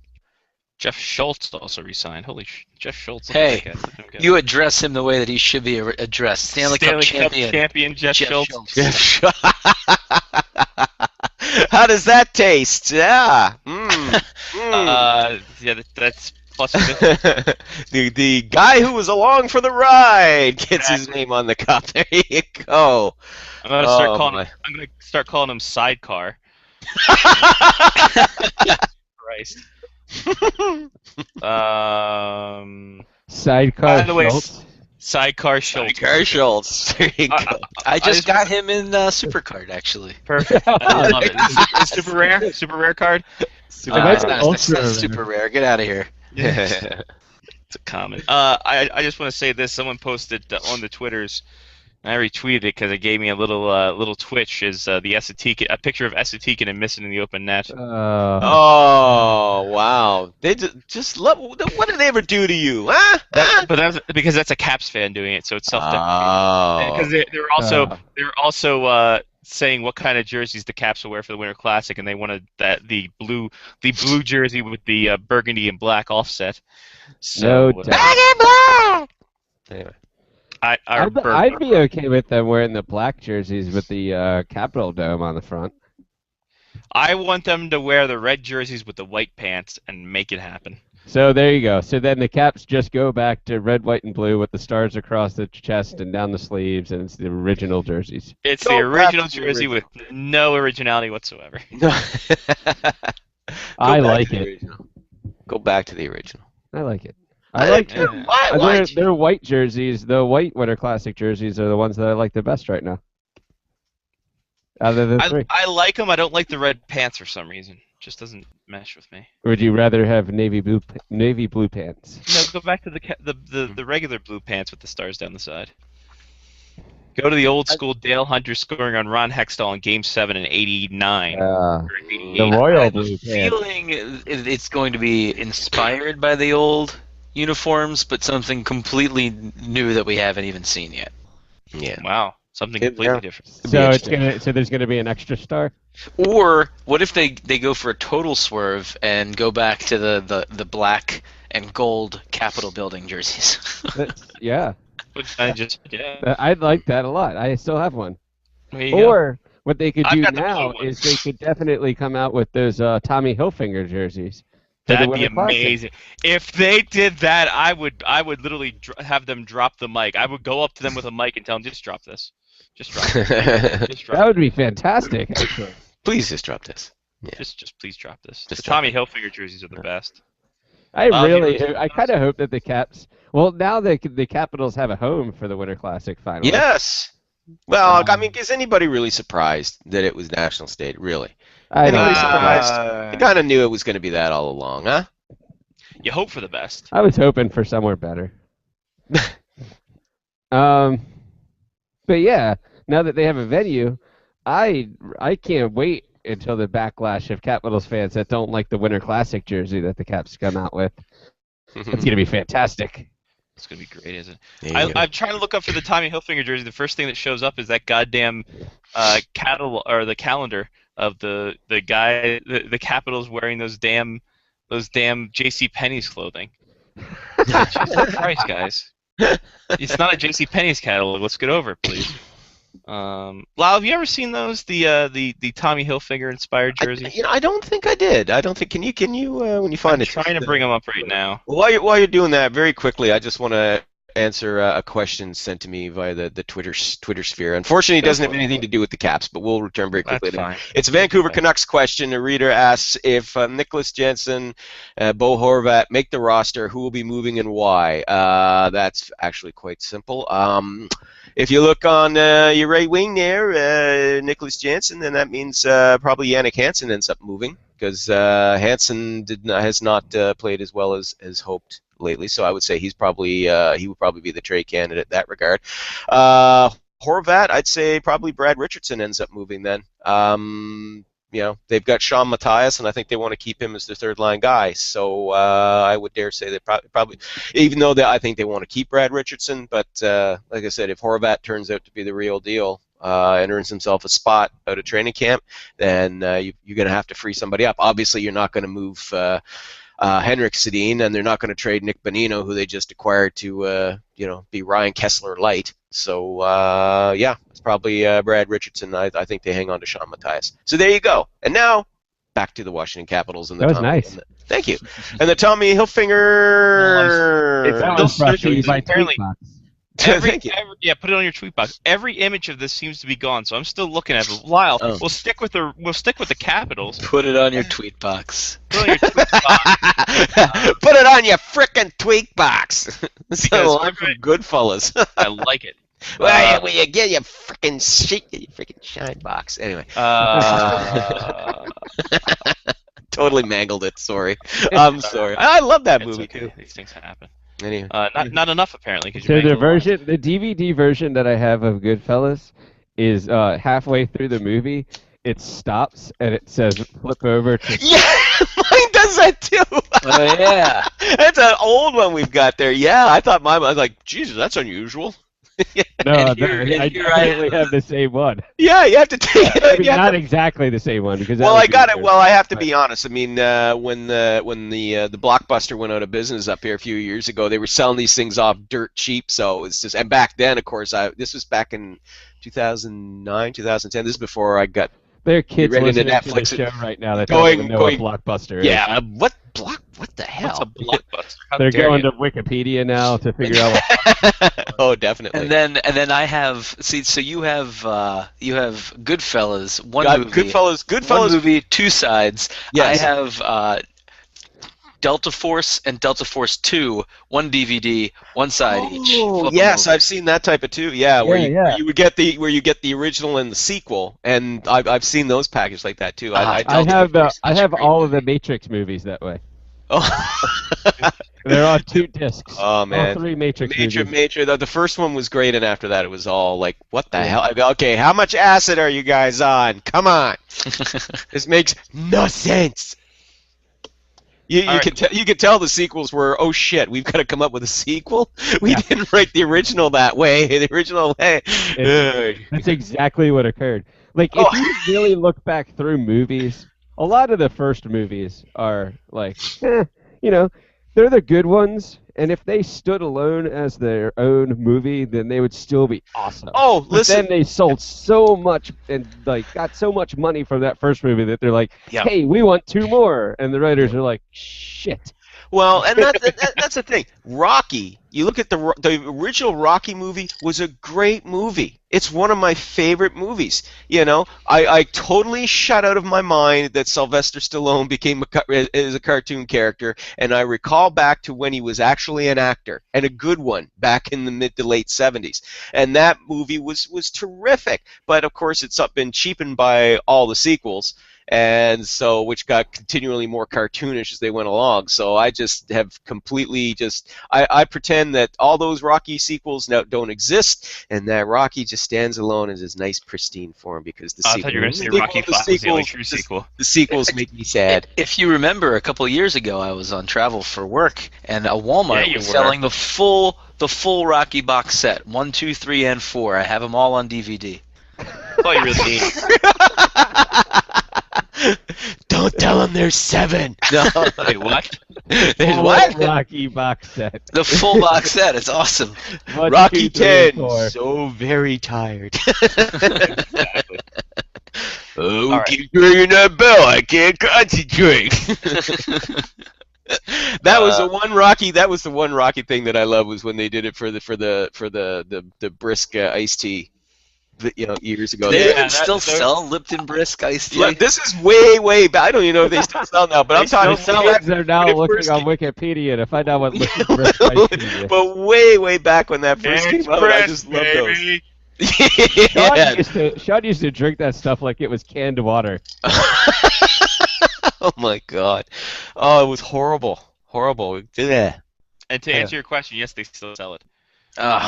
Maybe still in Canada. Yep. Yeah. All right. A couple things. First off, Scotty Screen Share, trademark, Scotty Waz Corporation. The Scotty Waz Corporation. Hold on a minute. Shut Patents that out. pending. There we go. Here we are. We're here now.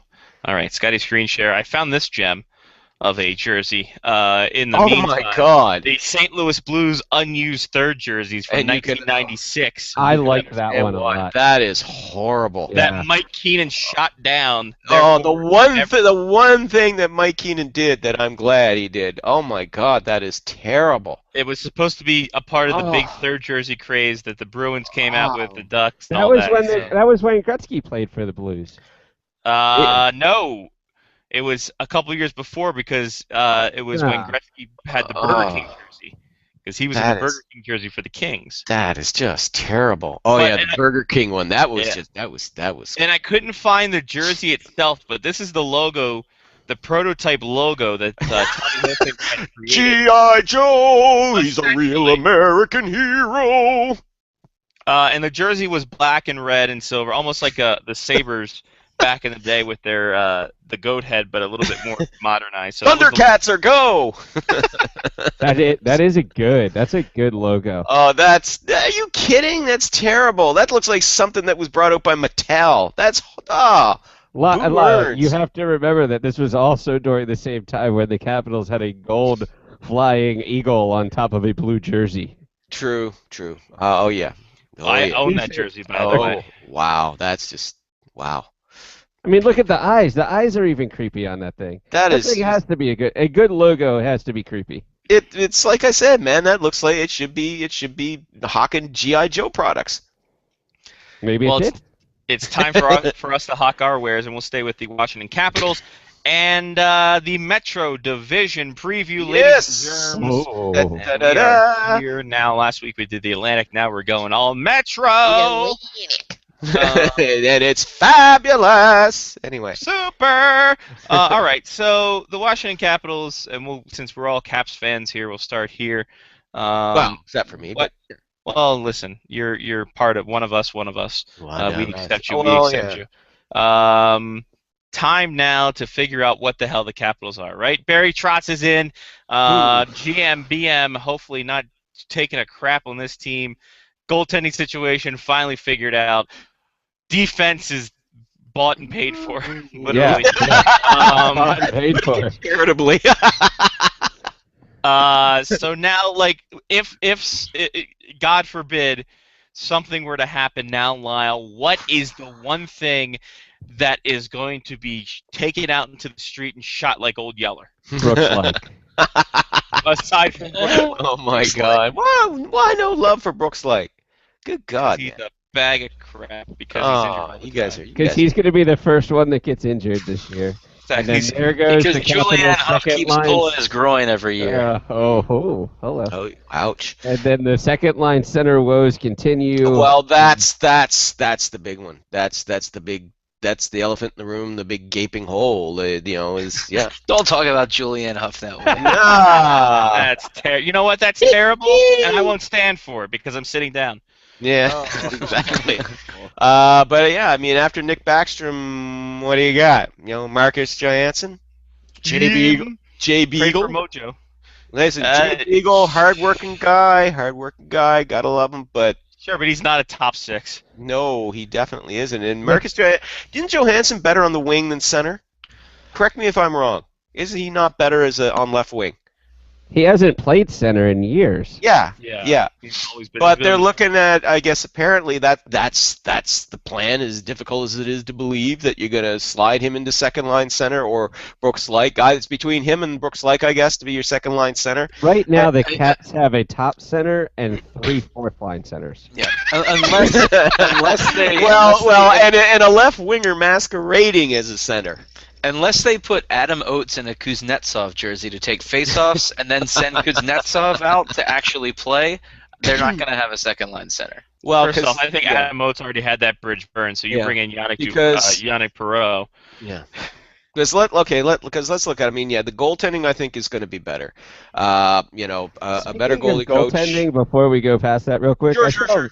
A video of Mitch Cord, and he literally has white hockey pucks that he uses to train the goalies with. That's fantastic. Like, what a genius idea. Improve their vision. Yeah. I like white it. puck on white ice. Okay, find the puck, asshole. It'll sharpen your reflexes. When it also, hits you. I want to say the most underrated deal this year had to be Justin Peters getting picked up by the Caps. That was a good move. I did like that one. That's a good move. I think that's going to help them out. And, of course, you've got Grubauer waiting in the wings as well. So I think goaltending, they're going to be okay. If you get one good season out of Brooks Orpik, let it be this year, I would say. Carlson, still very good, obviously. Alzner. You got Orlov in there as well. Hopefully maybe he can, his development continues. Niskanen, definitely good on the puck, the puck carrying side of the house. But I definitely think the addition of Niskanen means Mike Green goes bye-bye. And I think that's going to happen at some point this season. And I think they're going to want to shop Mike Green to address that position, that hole in the middle, because let's face it, the Capitals are like a like a donut right now. You got no center. I mean, well, it's not fair to Backstrom though. So okay, it's a partial donut. Leave the Munchkin alone in that. Yeah. But that's what I think is going to happen. I mean, listen, Mike Green's going to be an unrestricted free agent at the end of the season. You brought in a puck-moving defenseman who can replace him. Let's face it, Green has not been the same since he's had the injuries. He's still very good, but he's not that guy that was a two-time finalist for the Norris Trophy. He's not that guy that gave you those 2 70-point seasons. He's not that defenseman anymore. So move him out. See if you can't land somebody who can address that hole in the center for you, because otherwise, I don't know. I don't think it's going to work. I don't think moving like or Johansson into center is going to be the answer there. God, if only there was a natural center. Johansson got drafted as a center. Yeah, but as you said, then he got better hasn't on played the it in years too. They played it, and he's better on the wing. So I just, maybe I'm wrong. Hey, this could turn around. Like I said, in training camp, maybe it'll sort itself out. But right now, to me, for the Capitals, that's the glaring flaw. Is there's no depth beyond. I think Johnny put it best. You've got a first line and a whole bunch of fourth liners. These things See? happen. Let's be I honest. take a week off and I come back with ingenious insight. There you go. We missed. I'll be off let's next just week. exactly. Let's just look at it this way, Lyle. With one scoring line, that's 2 more than Barry Trotz has had his whole NHL career. So there's that. Well, they'll be definitely a better defensive team, and I'm encouraged by what he had to say regarding. Regarding Alexander Ovechkin, because the whole thing was, is he going to try and make Ovechkin something he's not, which is obviously a two-way forward. Okay. Now, Ovechkin, believe it or not, does back check, but he doesn't back check aggressively. Let's face it. Yes, I know. His strength is obviously his scoring, putting the puck in the net. That's what you got him for. And Barry Trotz is saying that what he wants to do is he wants to exploit Ovechkin's strengths. He wants to play to the guy's strengths. He doesn't want to try and change, do a dramatic change to his style of play. So that's very encouraging. I think if that's what you're looking at doing, then fine. I think at the end of the day, I mean that's the best way to go. I mean, don't try and make Ovechkin into something he's not, because he obviously chafes at it. You want to, other guys on the team are going to have back check, play to their strengths. So you do have guys that are decent back checkers on there. If you have to, make sure that he's out there with guys that are going to back check strongly. But otherwise, play to his strengths, because if not, then it's just going to be, he's going to be miserable. It's going to be reflected on the team's overall performance, and you're going to be out of a job in a year. So. You know what? But by the way, when talking about that second line center, if only there was a Mikhail Grabovski kind of guy who was on the market. Yeah. Only. Mike Ribeiro, there was a Mike Ribeiro guy too, Yeah, not as good as Grabovski, I'll grant you, but I mean he could have addressed that. He would have came on the line. cheap. He would have been on the cheap. Big time. It's almost too bad that there aren't players like that in the free agent market anymore. Or were with the team at some point and had negotiated. Until July 1st. But, listen, whatever. Or maybe who am I? Even one that sort of just retired that might have been serviceable, better than what you've got, maybe something like that. Who did you have in mind there, Mark? I don't think Saku Koivu would have helped. No, I think Koivu's past it, and he's retired now, and he had one hell of a career. To me, he's one of the best Canadians to never win the Stanley Cup. Just right up there with what? You nationality jokes. Thank you, but honestly, I mean, just very quickly on Koivu, I mean, it was just his misfortune that he joined a Canadiens team that for 10 years just absolutely sucked. It was just terrible. I mean, he had a lousy supporting cast. There was a 5-year period there where he was the best player on that team. Period. That's where I at that point I began to understand what it was like to be a Toronto Maple Leafs fan in the late '80s, when Wendell Clark was the only decent player on the team and the only thing you had to cheer for. But still hell of a career, and I'm sure that he'll move on and to bigger and better things post-playing career-wise. Wouldn't be surprised to see him in the coaching ranks one day. There you go.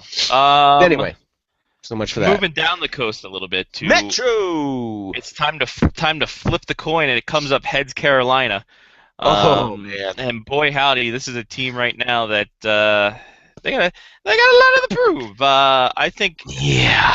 I think the big target's going to be on Cam Ward's back if he can win the number 1 position outright, because Anton Hudobin played out of his mind when Cam Ward was injured, and it proved that he could be a number 1 goaltender. So I think right now Cam Ward I think it's squarely on him to actually learn how to perform again.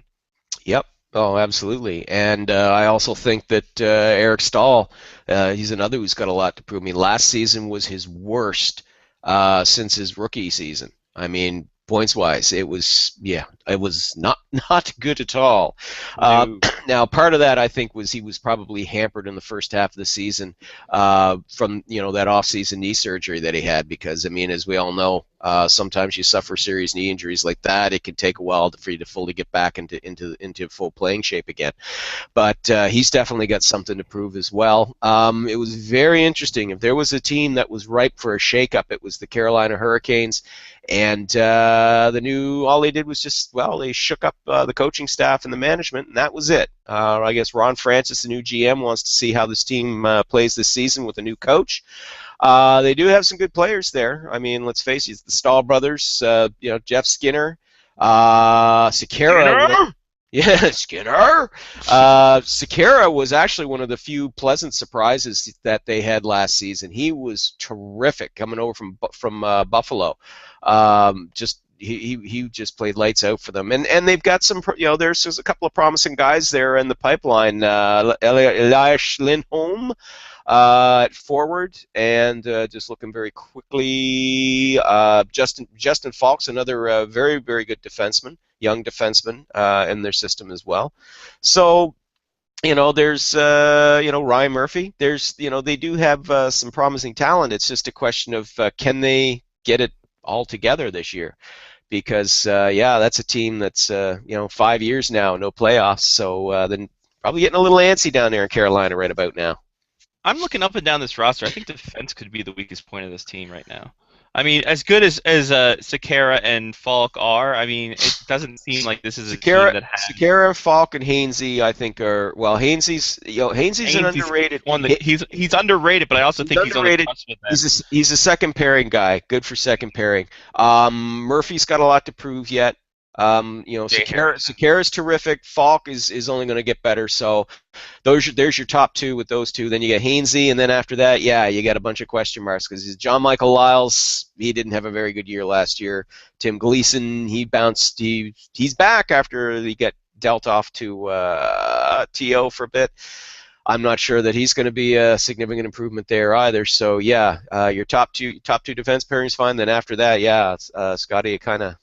Bunch of question marks there. The depth on that D-core is very interesting, and I'm going to see. I like to see how Alexander Semin deals with, because remember he's still there. And Yuri Tlusti. Yuri Tlusti's another one that hoping for a bounce back performance. So it's should be a fun year if nothing else. See what. They have an Erik Karlsson. Unfortunately, he's a center and not that Erik Karlsson. So. That would have helped their D-core immensely. Oh, hell yeah. Awkward. Move up I-95, Lyle, to where we were for the draft, and that's good old Philadelphia, the city of brotherly love. And they got a little bit of love after a rough start, bounced back, got into the playoffs. Looking at this team, it almost seems that now they have a goaltender for the time being. With Steve Mason in there, Ray Emery backing him up. Claude Giroux started to get hot at the end of the season, and all this other fun stuff. Where is the panic button now? Is if they lose 3 games in the first 10? Is that when the Flyers fans start hitting that panic button? Oh man! That's when they trade for a new goalie. Yeah, I can't believe. I can't believe how quickly they hit they threw Laviolette overboard last year. But I don't think they're going to be that hasty. I mean, I like their depth at forward. Tons and tons of depth. I think they're fine in goal now with Steve Mason. It's the defense that's kind of the question marks right now. Braden Coburn is a steady, reliable guy. Andrew McDonald they brought in from the Islanders. He played well with the Islanders, but was kind of meh when they acquired him. So I guess we'll see how he shakes out with a full season with them this year. They won't have Kimmo Timonen. I think his career's done. He's being treated for blood clots, and he was fading anyway. Mark Streit, excellent puck moving defenseman, but that's he's getting up there in age too. Yeah, he's in his late 30s now. So they brought in Michael Del Zotto. Now here's a guy who's got something to prove, so that could perhaps work to their favor. But again, solely a puck-moving defenseman. I look at there, I see a lot of guys that can move that puck. I don't see a whole lot of physicality there, if you know what I'm saying. No, Schultz is definitely on the decline. Luke Shen's improved, but Shen is what he is. He's at best a second pairing guy. I don't think he's going to go beyond that. That's not bad, but they're definitely lacking. They haven't found that suitable replacement for Chris Pronger. Well, good luck.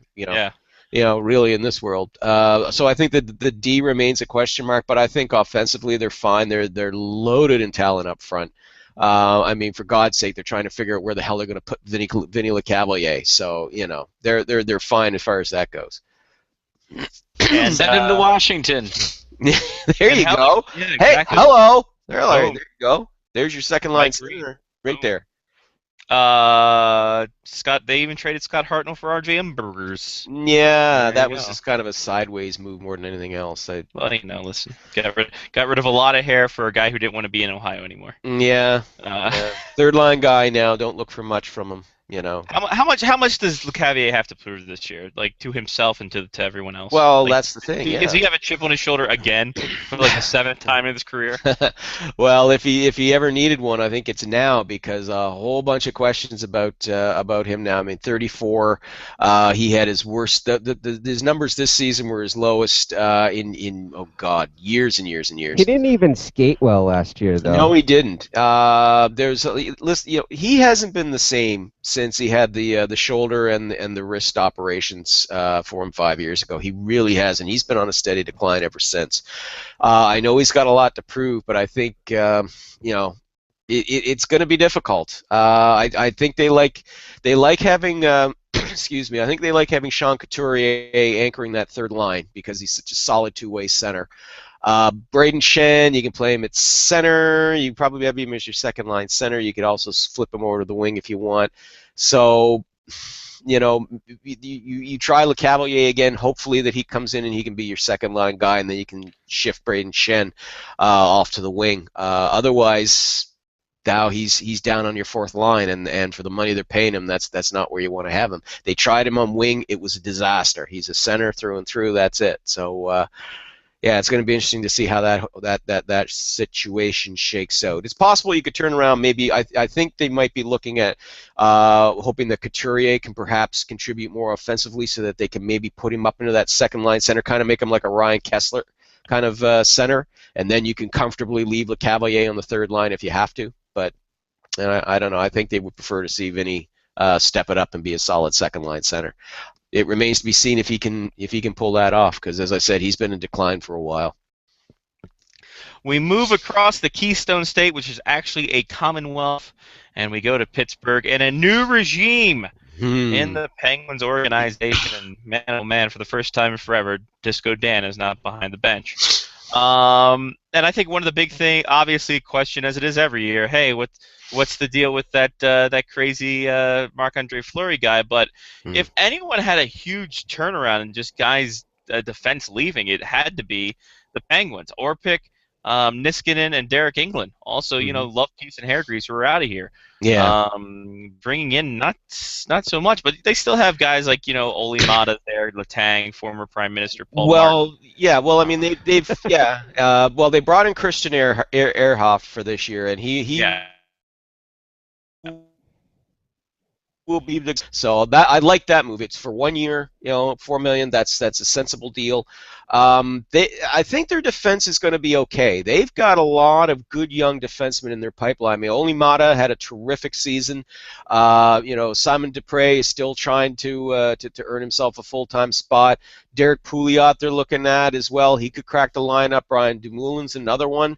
So I think defensively, I think their blue line's going to be okay. I think the big question is going to be how well Patrick Hornquist fits in on the first order second line. I think they're looking at putting Hornquist on the second line, right wing, with Evgeny Malkin. Now this could go one of two ways. I mean, they're hoping that he's going to replace James Neal's offense, while at the same time being a bit more of a disciplined player, because as we all know, James Neal, to be kind, reckless, I think is the word, if you're being kind. Loose cannon. Yeah, that's another. Asshole. There you go. I knew we'd find the.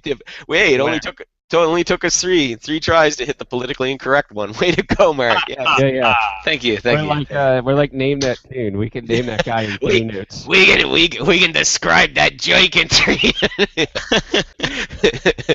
How long till they reach arsehole? Yeah.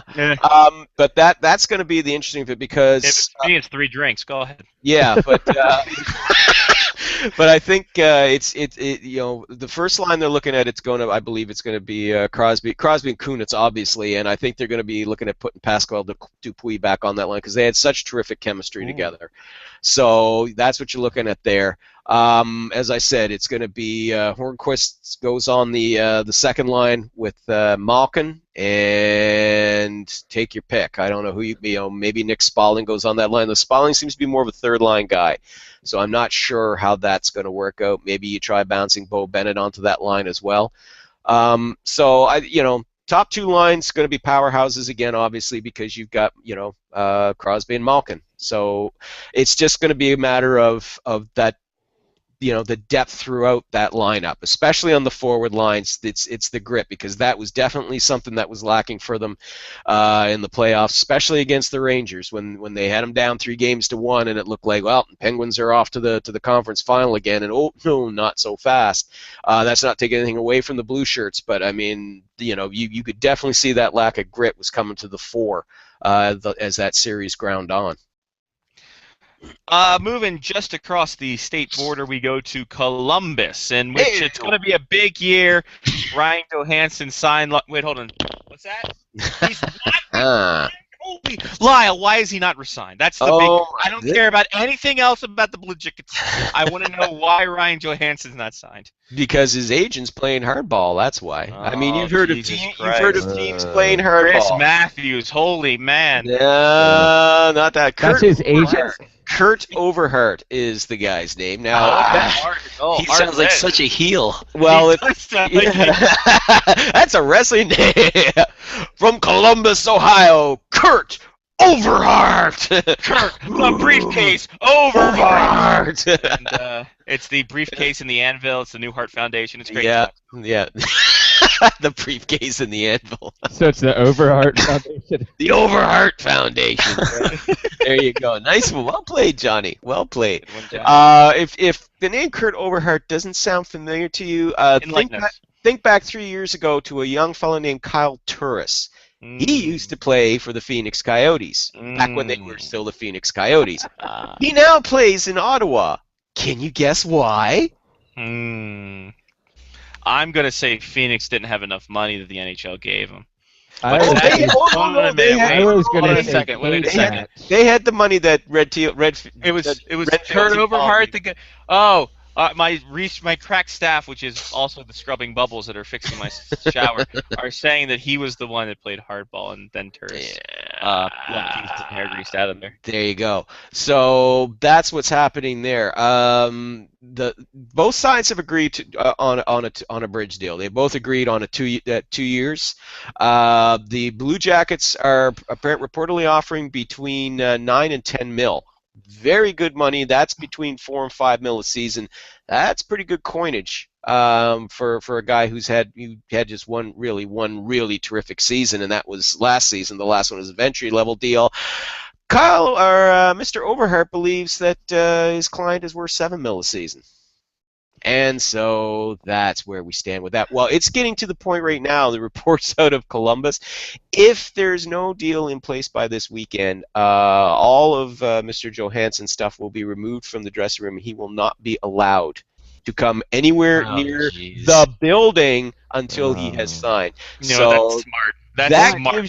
That gives you some idea of just how nasty this may be about But to here's get. the good thing, though. He can always cash in that money in the bank, and he's good. It's true. Got a job. Take the briefcase. Take the briefcase, the money in And the away bank. you go. Well, it's like I said though. This is one instance where I think this is a young player getting bad advice from his agent. And I'm not an anti-agent guy. There's good agents, there's bad agents. Well, after that experience you had, Johnny, I dig it. I know. It's painful. Crap. Painful.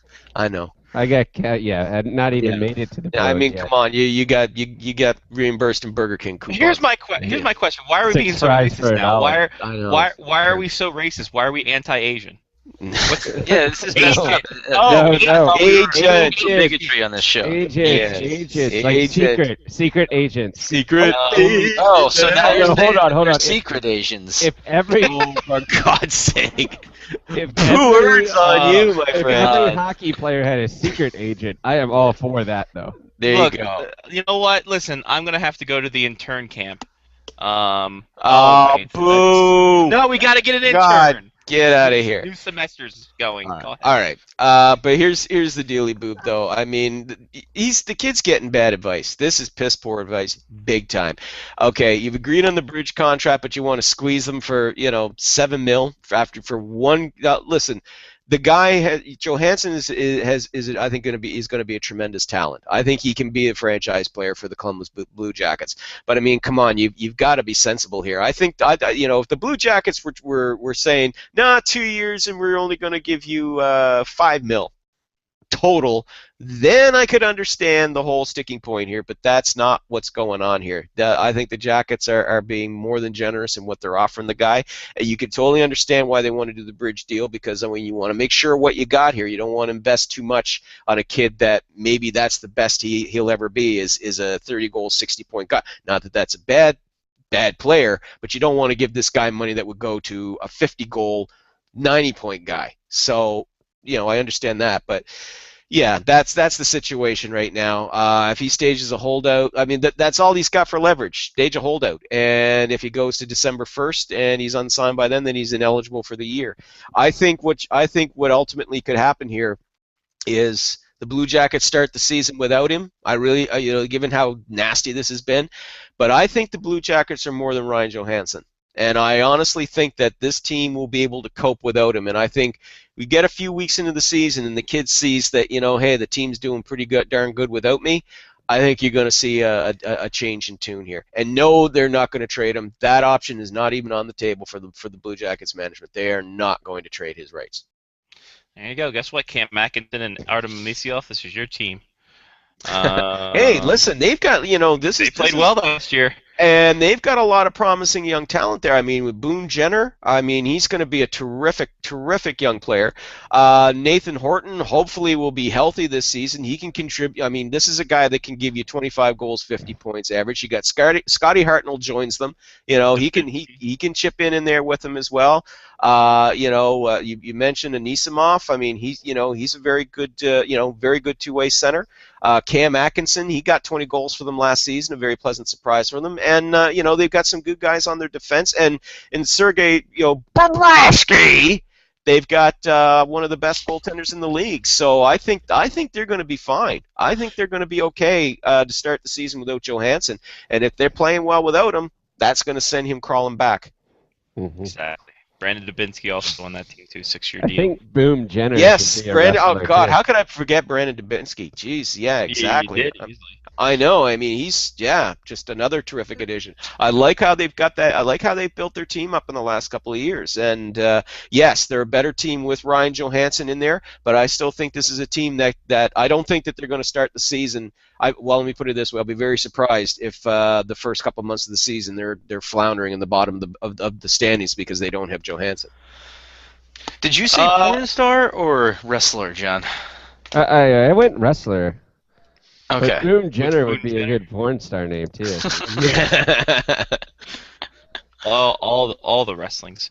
We got to do rapid fire here real quick. New Jersey, a lot of new additions. Marty Havlat, Mike Camilleri, and Scott Our Clemens. show, Scotty. We can talk all night. That is true. Yeah. I was worried about you guys. We can go into the overtime a little bit here if we need to. All right, Sorry, we're going I overtime. got that away. We got 10 minutes overtime. I don't know what that Okay. means. Yeah, 3-on-3. we've got 10 minutes. It's 4-on-4 We now. are right? we are now For the we first are now 7 no minutes. in honor of Ooh. we are now into stoppage time. There we go. Very nice. Soon I'm will be, just hoping that after the first 7 minutes over 9:30, I don't have to leave because then we have to play 3-on-3 the rest of the time. Oh God, that would be terrible. Yeah, a bunch of additions that they've made to kind of make up for that offense they were lacking last season, which cost them badly in shootouts. Yeah.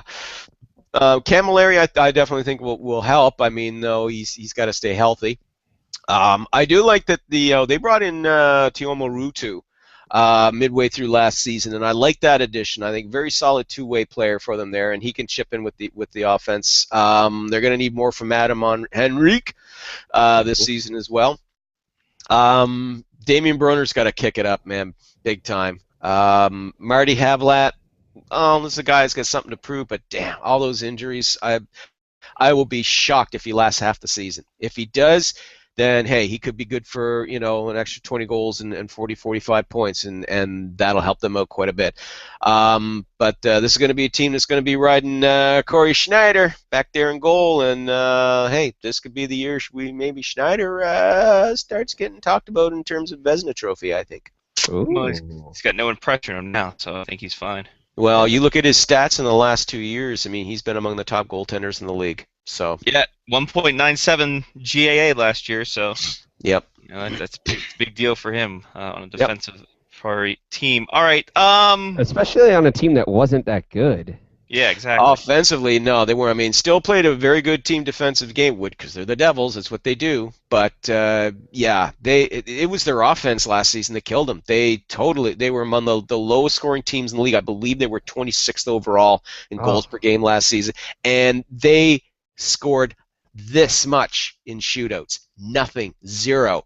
They were in the shootouts. I think 13 shootouts last season, and lost every one of them. So. That's because why Jay Pandolfo isn't there anymore. Yeah, Jay Pandolfo is now coaching. He's now a development coach with your Boston Bruins. Really? Yes, he is. Yes, he is. I read that a couple weeks ago.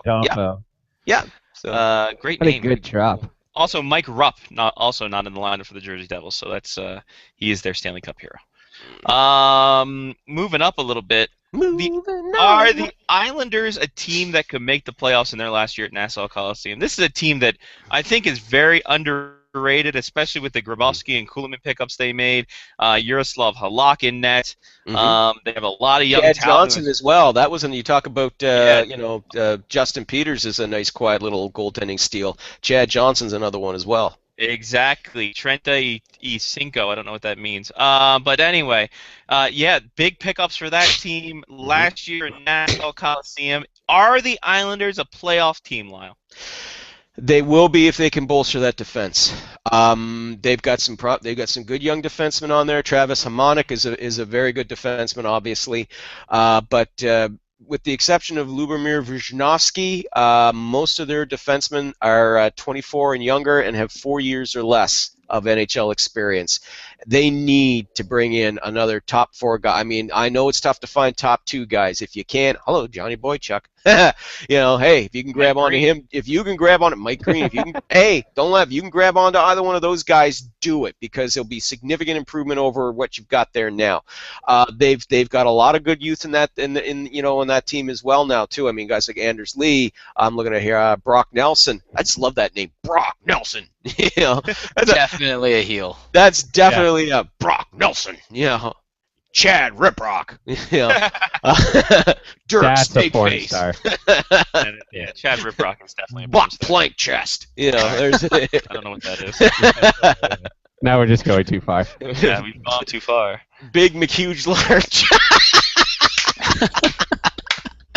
And scene. There's an independent independent wrestling company that has a faction called the Devastation Corporation.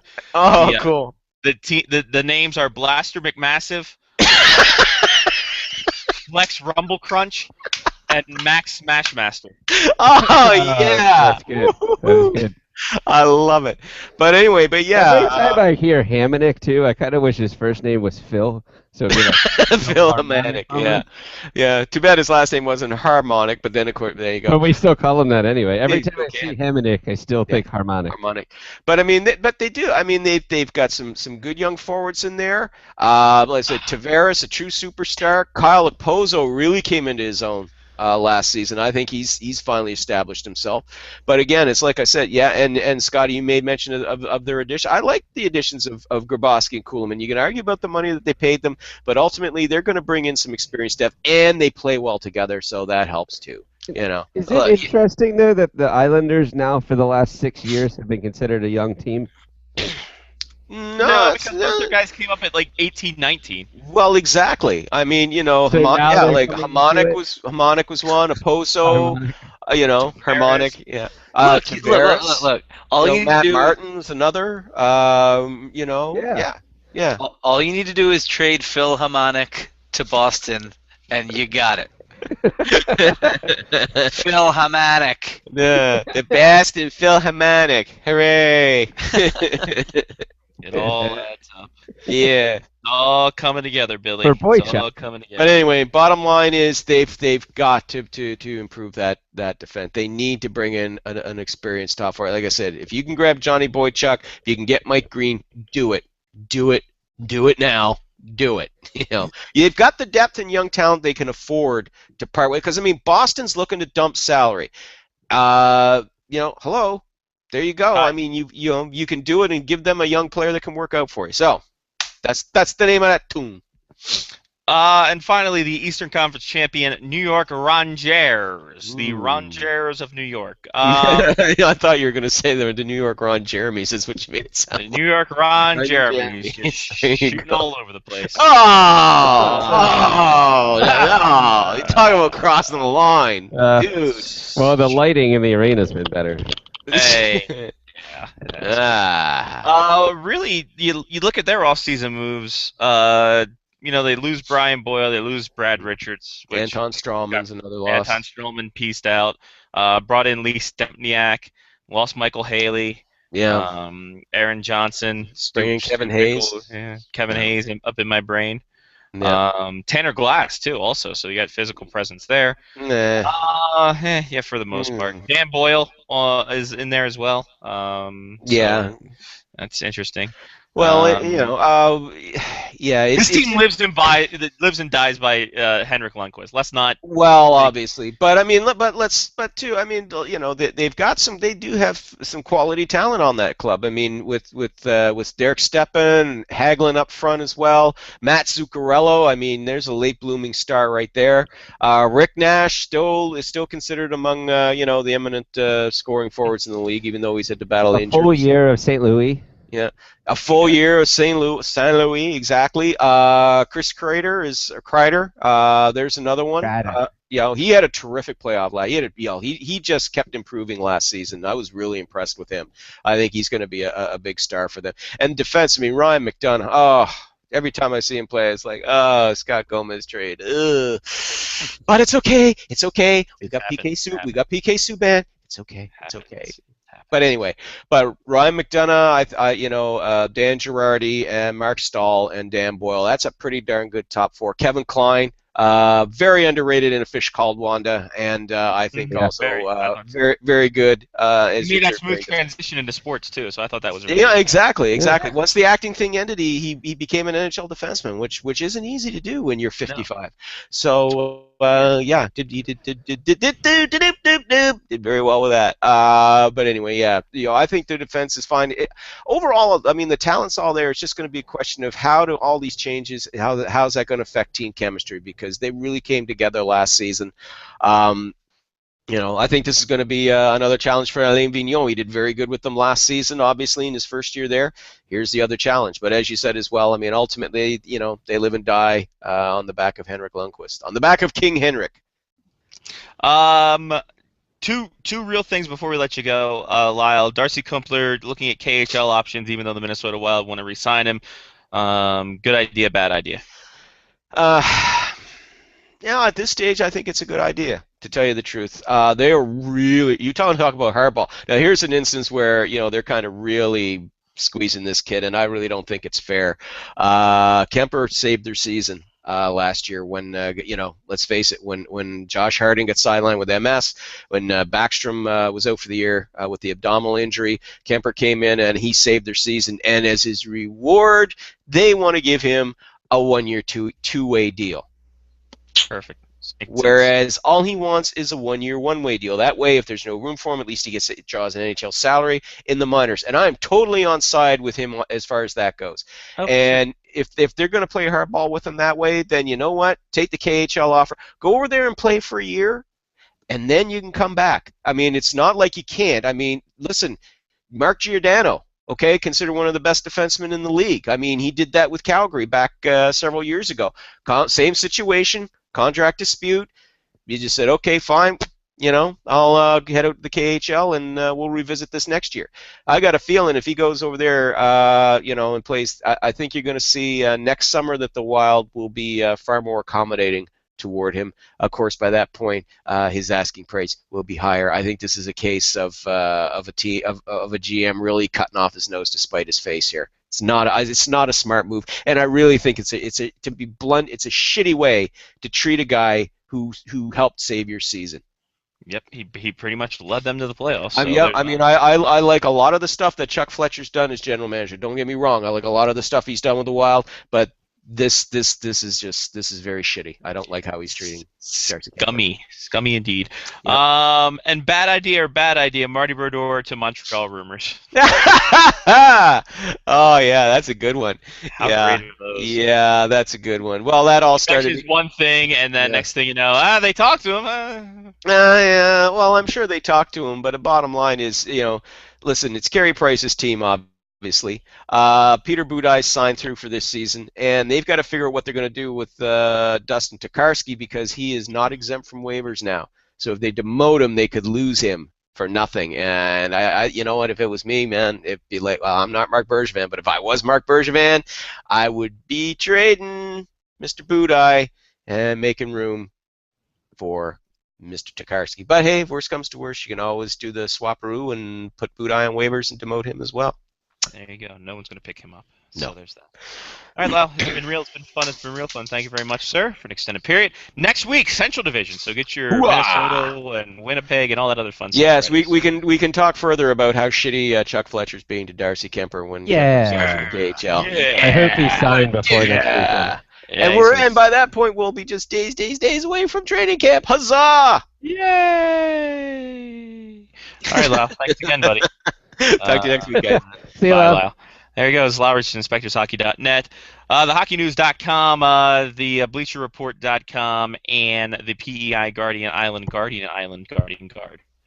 All right, shout-outs, Johnny P. Yeah, shout-out. I'm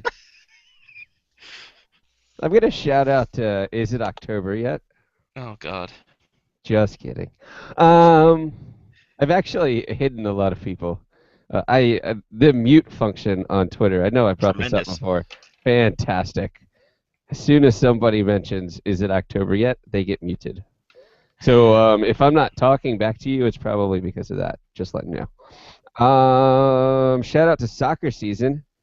I have, in 3 weeks, refereed 7 Division I soccer games. Wow.